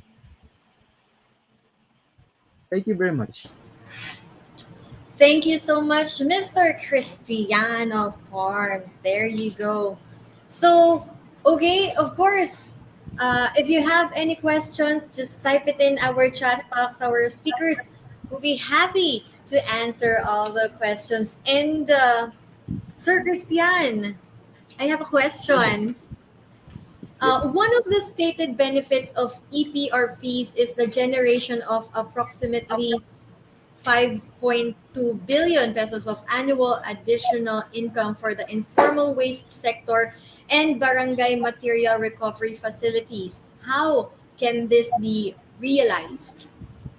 Our concept for EPR is not a fee system, uh, because in a fee system, the same way that it's implemented in other countries or the models of other countries would be a fee given by the large companies to a PRO, and the PRO makes that decision.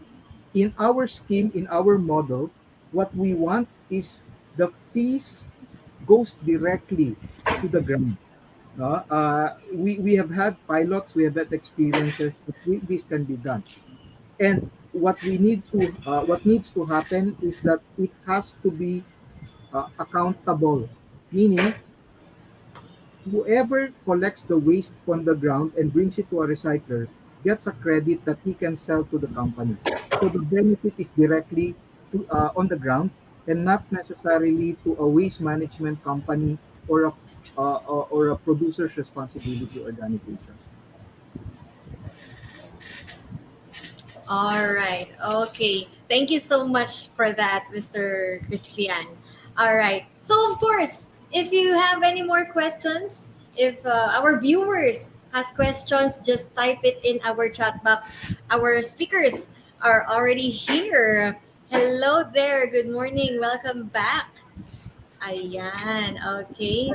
So, and bukod po sa, ayan, there you go. From Myra Flores Arevalo. Question for Attorney Joseph of Mondelez. Do you intend to go on a mass scale with your Plastic Flamingo Community Recycling Initiative? And how can barangays participate in this initiative? Hi, hi, Myra. Thank you for that question. We've actually been supporting PLAF since 2020, and we continue to support them to this day. What's happening now is that we're having a slow progression, scaling up their capability. It's very difficult to recycle flexible plastic film, and just finding the material to use is difficult because the recovery system is not that strong yet. And then the technology itself that's being used is also very intensive. So every year we continue to improve our investment in PLAF and strengthen the technology and recovery systems for flexible packaging. And as to your second question, how can barangays? Well, you can contact us, or you can contact PLAF directly.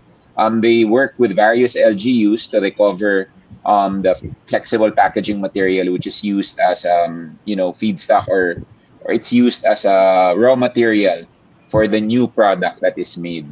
So yes, various LGUs or barangays can work with PLAF. You can get in touch with us, or PLAF directly. Thank you, Myra. All right. If I may So add we to have that, more um, questions. We have Maricel Valdez David. Big plastic producers' CSR commitments tend to focus on recycling and not by reducing the amount of plastic packaging they use. Is this enough, considering that many single use plastic packages are still not biodegradable?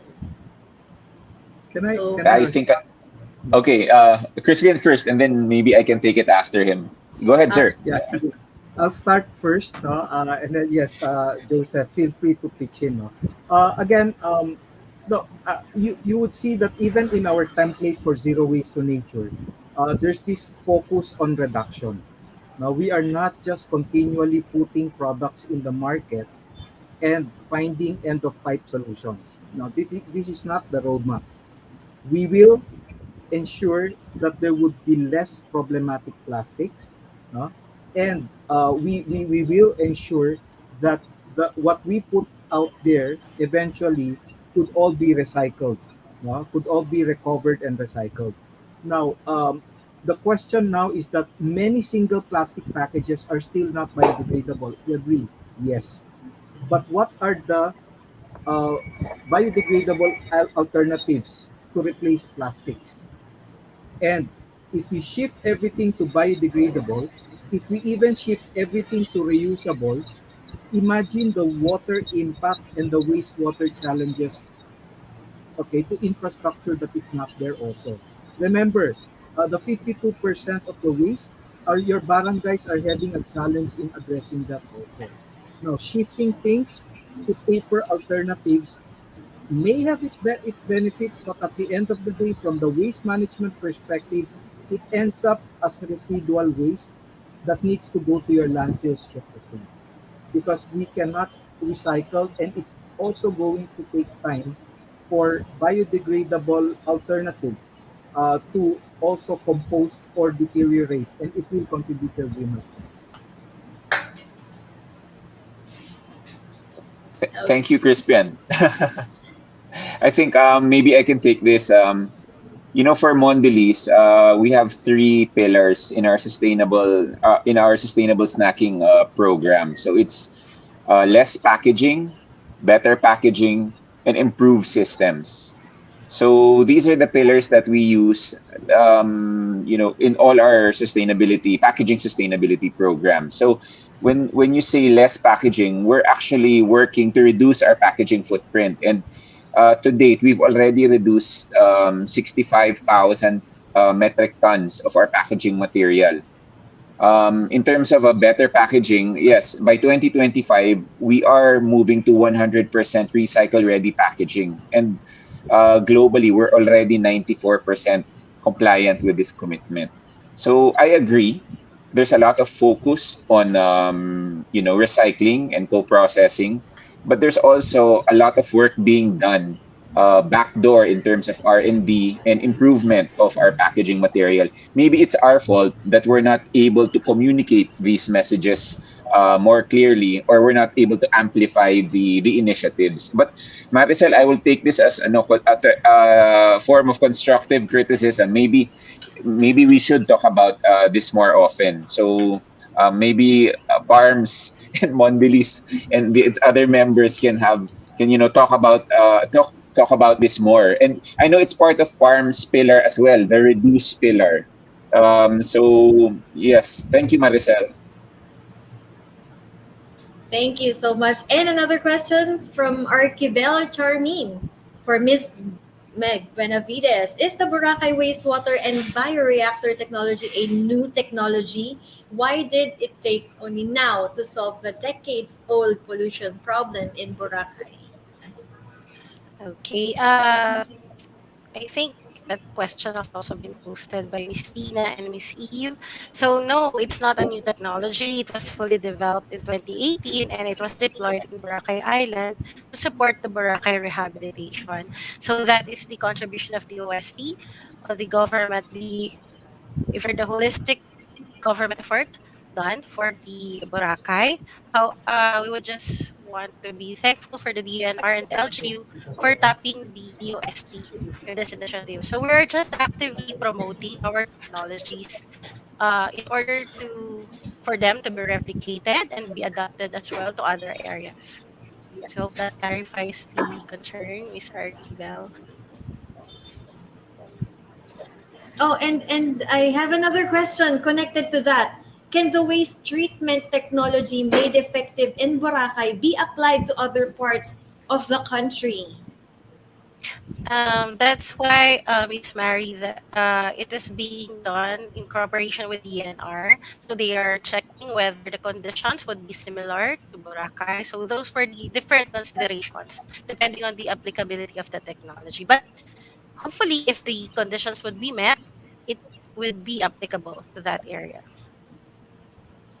All right. Okay. So for the next question for Geocycle, which among the six sustainable commitments you aim to realize by 2030 is the most realizable from Cuyno, Somoza, Ostulano?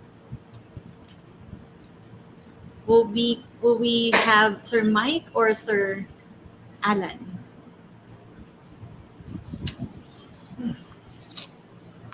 From Geocycle. They or if they are not here, may makakasagot po ba? Kaso kasi Sir Mike was the one who discussed the six sustainable commitments, the 6 or 7 R's. Is that the one that we are asking Yes, about? I Yun think po yung that was medyo directed towards their yeah. model. Okay, so absent. But maybe I'll try to respond from the perspective of waste. No, the co-processing option is a low-hanging fruit for many of us, especially on packaging. So to deal with the waste that we have already, we have to find ways to bring it to bring it to them, rather than just dump it in the open environment, in the waterways or in the landfills.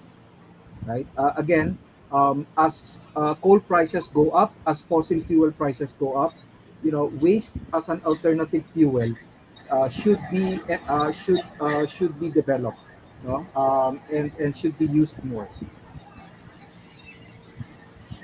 Okay.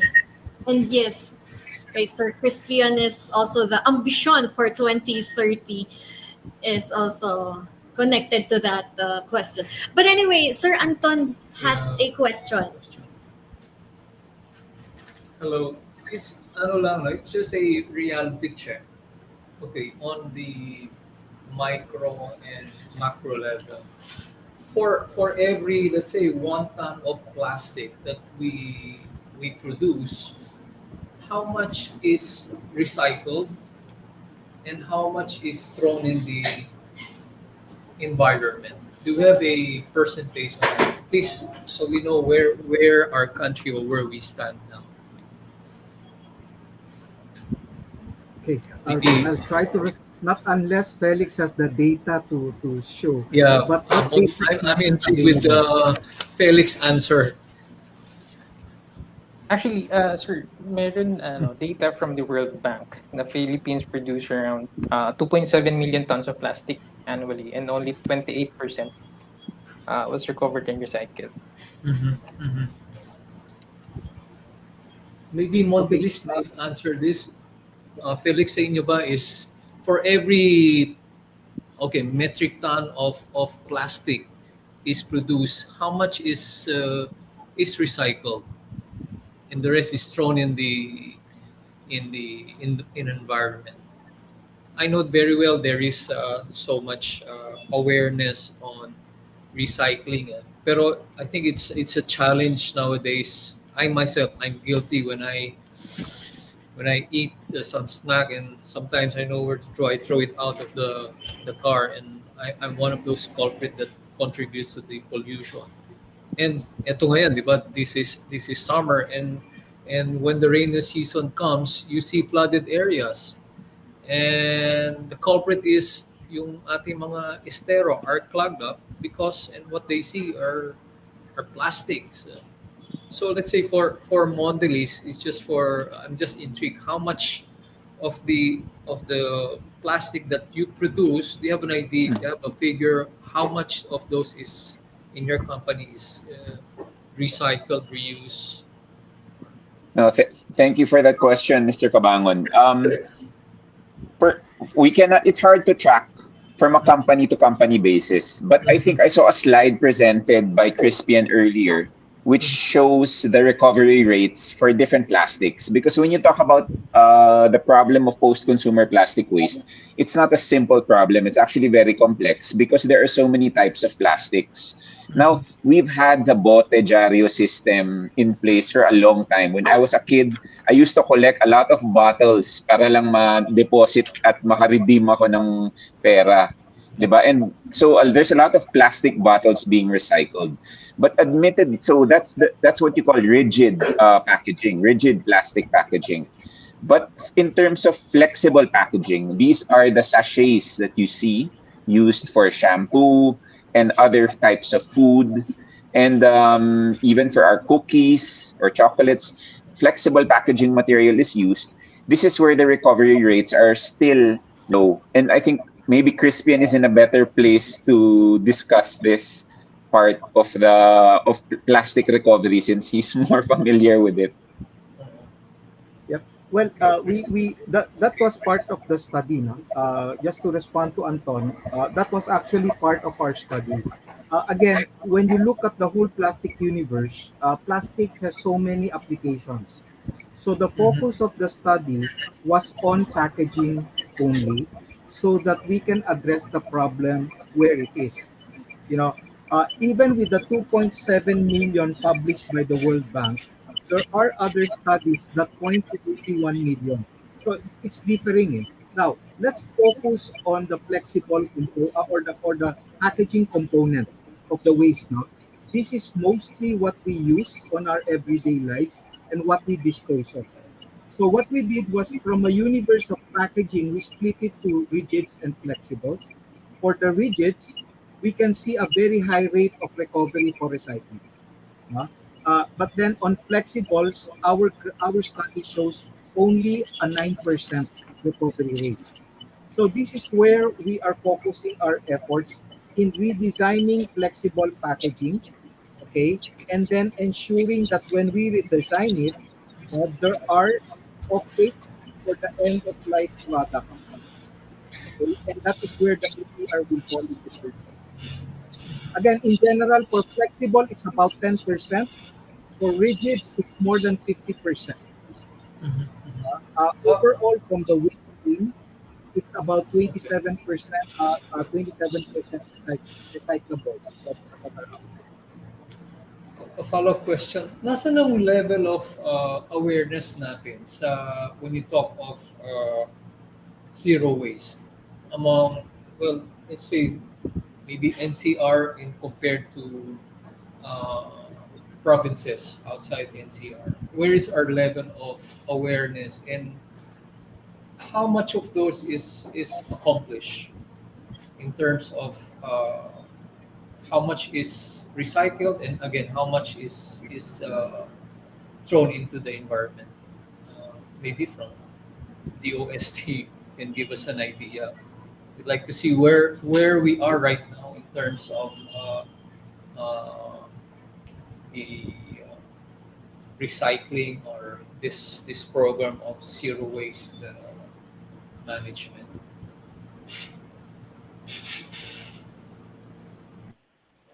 I think Sir DNR would be the most appropriate agency to answer that, because they only tap as for the development of the technologies. But with the National Commission on Solid Waste Management being DOST as one of the members, so we were regularly updated. I think together with Sir Crispian here now, and we really hope that the baseline information would be gathered and implemented soon, so that the efforts on the recycling facilities, as well as those from the registered companies like Mondelez here, would be included in the data gathering.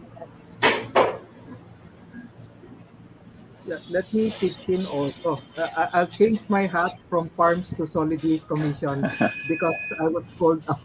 Anyways, for the solid waste management commission, we already have the national plan of action for marine litter. And in the National Plan of Action for Marine Litter, one of the components of that action plan would be gathering of information, data gathering, to develop those baseline information. So work is currently being done to establish those numbers. And again, if the question is, where is zero waste now? From the perspective of a Filipino, um, it it's still very low, but it's growing with the help of events like this. There are more and more people interested in zero waste. And the next challenge really to people is that how do we participate? How can we contribute? No? And I think this type of messaging needs to continue so that we can get more and more people to participate. And we maybe this is something that we can ask from our legislators, from our government agencies also. But I would see a very strong drive towards pushing for zero waste, but it needs to be, zero waste in its real ano. The problem with zero waste kasi sometimes we tend to eliminate one aspect of waste by creating another problem, and sometimes those are bigger problems. And if I may add, Mondelez, for Mondelez, we have a state of snacking report where we try to find out consumer sentiments on our brands and our industry. And when the last one we conducted was in 2021, and we found out something very interesting, that 85% of our consumers prefer to buy from a company that's working to reduce its environmental impact. So I think that's a very notable statistic that our consumers are becoming aware, and this affects their choices in the type of products that they will consume and cater to, and the type of companies that they will support. So companies are not only doing this as a form of CSR initiative anymore. They're already doing it because their consumers demand it of them. So I think this is a very welcome development as well. But I have to be honest, this is a global survey. And I think what Mr. Cabangon was asking about was outside Metro Manila and in the provinces. Hopefully, consumer sentiment will also build its way towards that 85% or maybe even higher, where people are demanding the companies that manufacture plastic and other packaging, and produce other types of waste. They demand these companies be responsible. Isa na lang, no? Ito bang, if you shift from plastic to biodegradable, I would like to address this to Mondelez. No? Would the price or your products go up if you change the manner that you for packaging that's biodegradable and environment friendly? tataas ba yung presyo ng product ninyo? Well, ideally, That it would be a shouldn't. challenge too, no? Yeah. Well, Mondelez is always looking to innovate and improve its packaging. So there is a cost into making better types of packaging. That's why we're making our packaging material, all of it across the board, 100% recycle ready by 2025. But in terms of making them biodegradable, there are very different solutions and there are different approaches to the problem of post-consumer plastic waste. And turning our packaging material into biodegradable material isn't the only solution. Turning them into recycle-ready packaging and then improving the systems, I think, is another solution that we can look into. I think Mr. Lau was the one who explained that, or I think it was P-Best who said that biodegradable packaging still requires another form of treatment later on. So, creating it as creating biodegradable material is not like a single stage solution.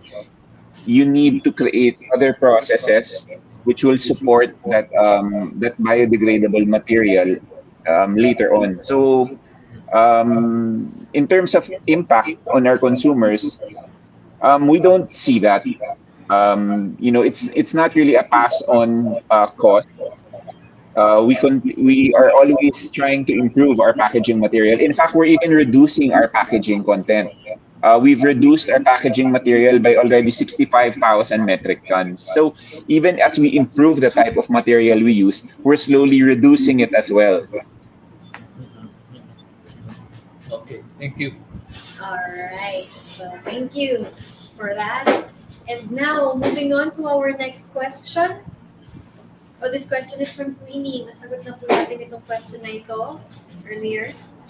Yeah, next question po. We have another question.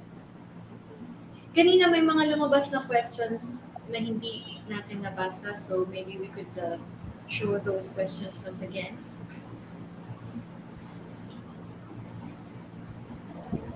But anyway, for DOST, I have a question here. For Miss Meg, you mentioned sa talk po ninyo kanina regarding the first Filipino-made air quality monitor. Can we purchase it? And if we're going to purchase it for our own usage naman po, is it possible? Actually, ma'am, right now it's still undergoing development and testing po no, sa actual conditions. But we'd be happy to share with everyone kapag ready na po yung ating roam. We call it roam monitor. And actually po, marami na rin inquiries, but hopefully we could release the results after all the verification tests are done. How soon po kaya, Miss Meg? I think rough ready estimate na po yata siguro. siya. Meron po ba? Siguro po in a year's time. But I have to check po siguro the progress of the team related to this. Alright, okay. Thank you so much for that po. And of course, we are hoping na soon makapag-purchase din po ang public. Alright, so from Vigor Main Home about Palit Basura program of Barangay Addition Hills in Mandaluyong by Cap Carlito, we can scale this up if done by all barangays. Oh, what is this? Yeah, maybe Oh, I'll respond. Yeah, I'll respond to that. No, yes, there are many programs initiated by different barangays for the recovery of low-value recyclables, no, and also recyclables. And these are the things that needs to be supported. We believe that if the EPR system is enacted into law, there would be more activities that will happen in different barangays across the nation. Because at the end of the day, there's going to be value already from the products from the waste packaging that is out there. As we ramp up what we're trying to do, there would be more and more of this Palit Basura program. And mind you, the Palit Basura program, it's not just in Addition Hills. Now, there are many barangays that are doing similar. The only problem, mag-iba-iba title nila. Kasi kanya-kanyang kapitan yan eh. So, mahirap galawin yon. But then, yes, it will be promoted and that is what we are pushing for. One pillar would be the recovery and collection. And we want it, call it what you want, but there has to be a systemic way of recovering the valuable materials from the barangay so that we can bring it to either co-processing or recycling facilities. All right. Yes, we're looking forward to that. Okay, so another question po. Let's go back to, because we have a representative na po from Geocycle. Hello, Geocycle. Hello, good afternoon. Acknowledge ko lang po pala this morning. Yeah, ang question is from the sustainable commitment you aim to realize the most realizable.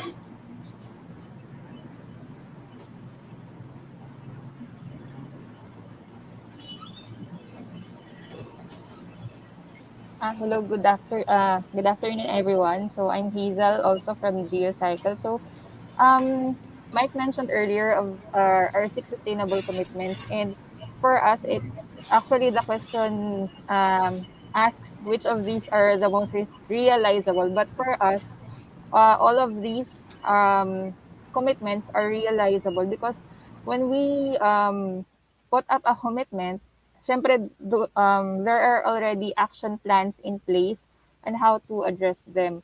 Say, for example, for CO2 reduction measures, we have in place use of waste materials as alternative fuels, and then we also have programs for the reduction of CO2 in the process itself of making cement. So that is why we launch several products as whole seam, eco-friendly cement products, which uses less CO2 materials during the production of cement.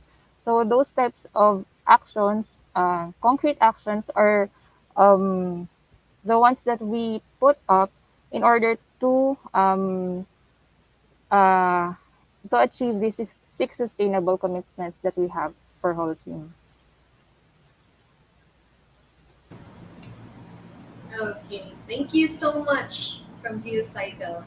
Okay, another question. How strong is your partnership with government institutions? Do you think the election of the next president will affect your programs? From Psyche Rojas Mendoza, who wants to answer this question?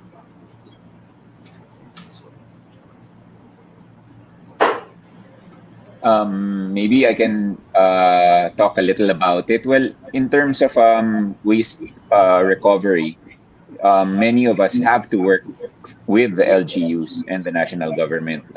So maybe I can use our factory as an example. We work a lot with the local government unit of Parañaque because that's where our head office is and our factory is located. And we do have a lot of packaging sustainability initiatives with them. And of course, we work through the LGU, but we work through the elected officials and appointed officials of the LGU. So it's always good to have a healthy relationship with them, and we do. When a new administration comes in, of course, you have to build new partners, build new relationships again with them. So, every election, if there's a change of administration, I mean, from a local level, that's what happens. It's a continuous effort to build a relationship with new parties. So I imagine on a national level, it's the same dealing with elected and appointed officials at the national level. But mind you, we're all bound and we're all guided by the same principle that we all want to help the environment. Maybe we just have different approaches to it, right? But we all have the same North Star that's guiding us. Would anyone want to add po?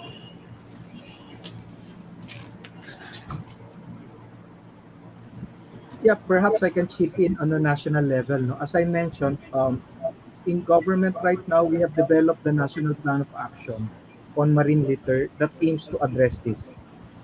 There is that roadmap. Okay, again, when you look at the different roadmaps of government, NEDA has a roadmap for sustainable consumption and production until 2040. DENR has adopted the National Plan of, and the Commission has also adopted the National Plan of Action on Marine Litter that will run until 2040 also. Then industry has developed this roadmap for zero waste to nature. We strongly believe that regardless of who of the new administration, I think these programs can continue for so long as each and every one of us, will see it through. Yeah, I mean, the private sector, the public sector, we should be the drivers. Let's not depend too much on government. If government plays a key role, again, it needs to be shared responsibility by all stakeholders to address this. We could all help. Lahat po tayo mayroong part dapat. Okay, anyway. Next question po for Mr. Felix. Mr. Felix, how much does formal education play in the challenging task of waste management? Are schools included in your list of stakeholders for addressing plastic pollution? Yes, Miss Marie. Actually, the education system plays a very big role. Actually, yung DNR recently released a game. I actually tried it before. Uh, so you have to segregate the different kinds of recyclables, non-recyclables, and waste. This is a phone app. So I commended the DNR for initiating that program because education plays a very big role. At the same time, nabanggit ko kanina during our presentation, it's a uh, for the EPR or for the proper waste management to work to succeed, it should be should work both ways. The private sector giving, for example, yung nabanggit po sa mga presentation na Sir Crispian nila, Sir Mondelez na uh, proper labeling, starting for proper labeling. So that's the business part. For the government part, a good example is yung going to the technology side. So, once face-to-face classes continues, dapat ini-introduce rin yung proper waste management because we have to really fix the behavior of children even from siguro kindergarten if they could easily teach it to them. So, yes, be best engaged. Actually, we have different community engagement, especially non-government organizations who also work directly with education system. So yes, Okay. So, all right. I think those are all our questions. Thank you so much to all our speakers who shared their knowledge and thoughts about our topic for today, and of course, for answering all the questions that we have. Of course, thank you so much for joining us. To all our speakers today, thank you so much to all of you. And to all our viewers, thank you so much for joining us. Follow us at Cook Magazine PH on Facebook and visit our website, cookmagazine.ph, for more live events. And of course, thank you so much din po sa ating mga nag-join sa ating raffle questions. We will be drawing it electronically and will be announced on our Facebook page. That is Cook Magazine PH. So abangan nyo na lang po ang pag-post ng winners sa ating Facebook page. Just check it out and you will see if you are our winners. So there you go. Of course, our winners will be getting the prizes from Kiowa Blender, Multipurpose Kitchen, and of course, products from Mondelez. And yes, thank you to ALC Media Group of Company.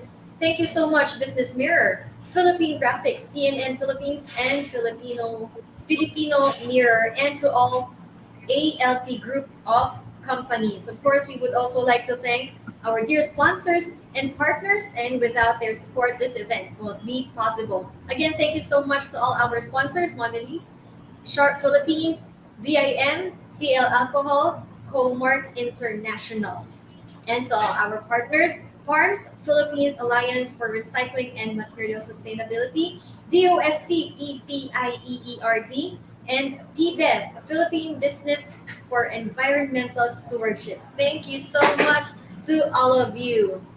So once again, thank you so much to all our viewers. Thank you so much for joining us.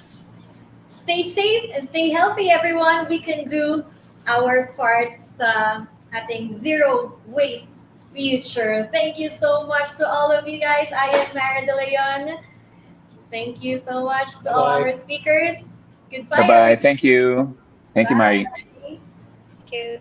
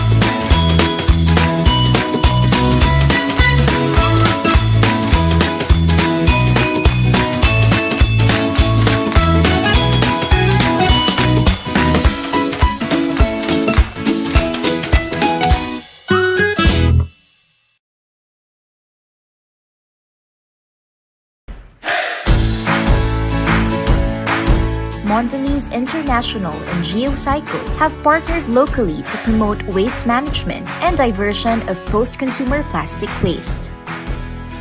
Mondelez International is a world leader in snacking. It is a maker of beloved snack products such as Tang, Oreo, Eden Cheese, Cadbury, Cheese Whiz, and Toblerone.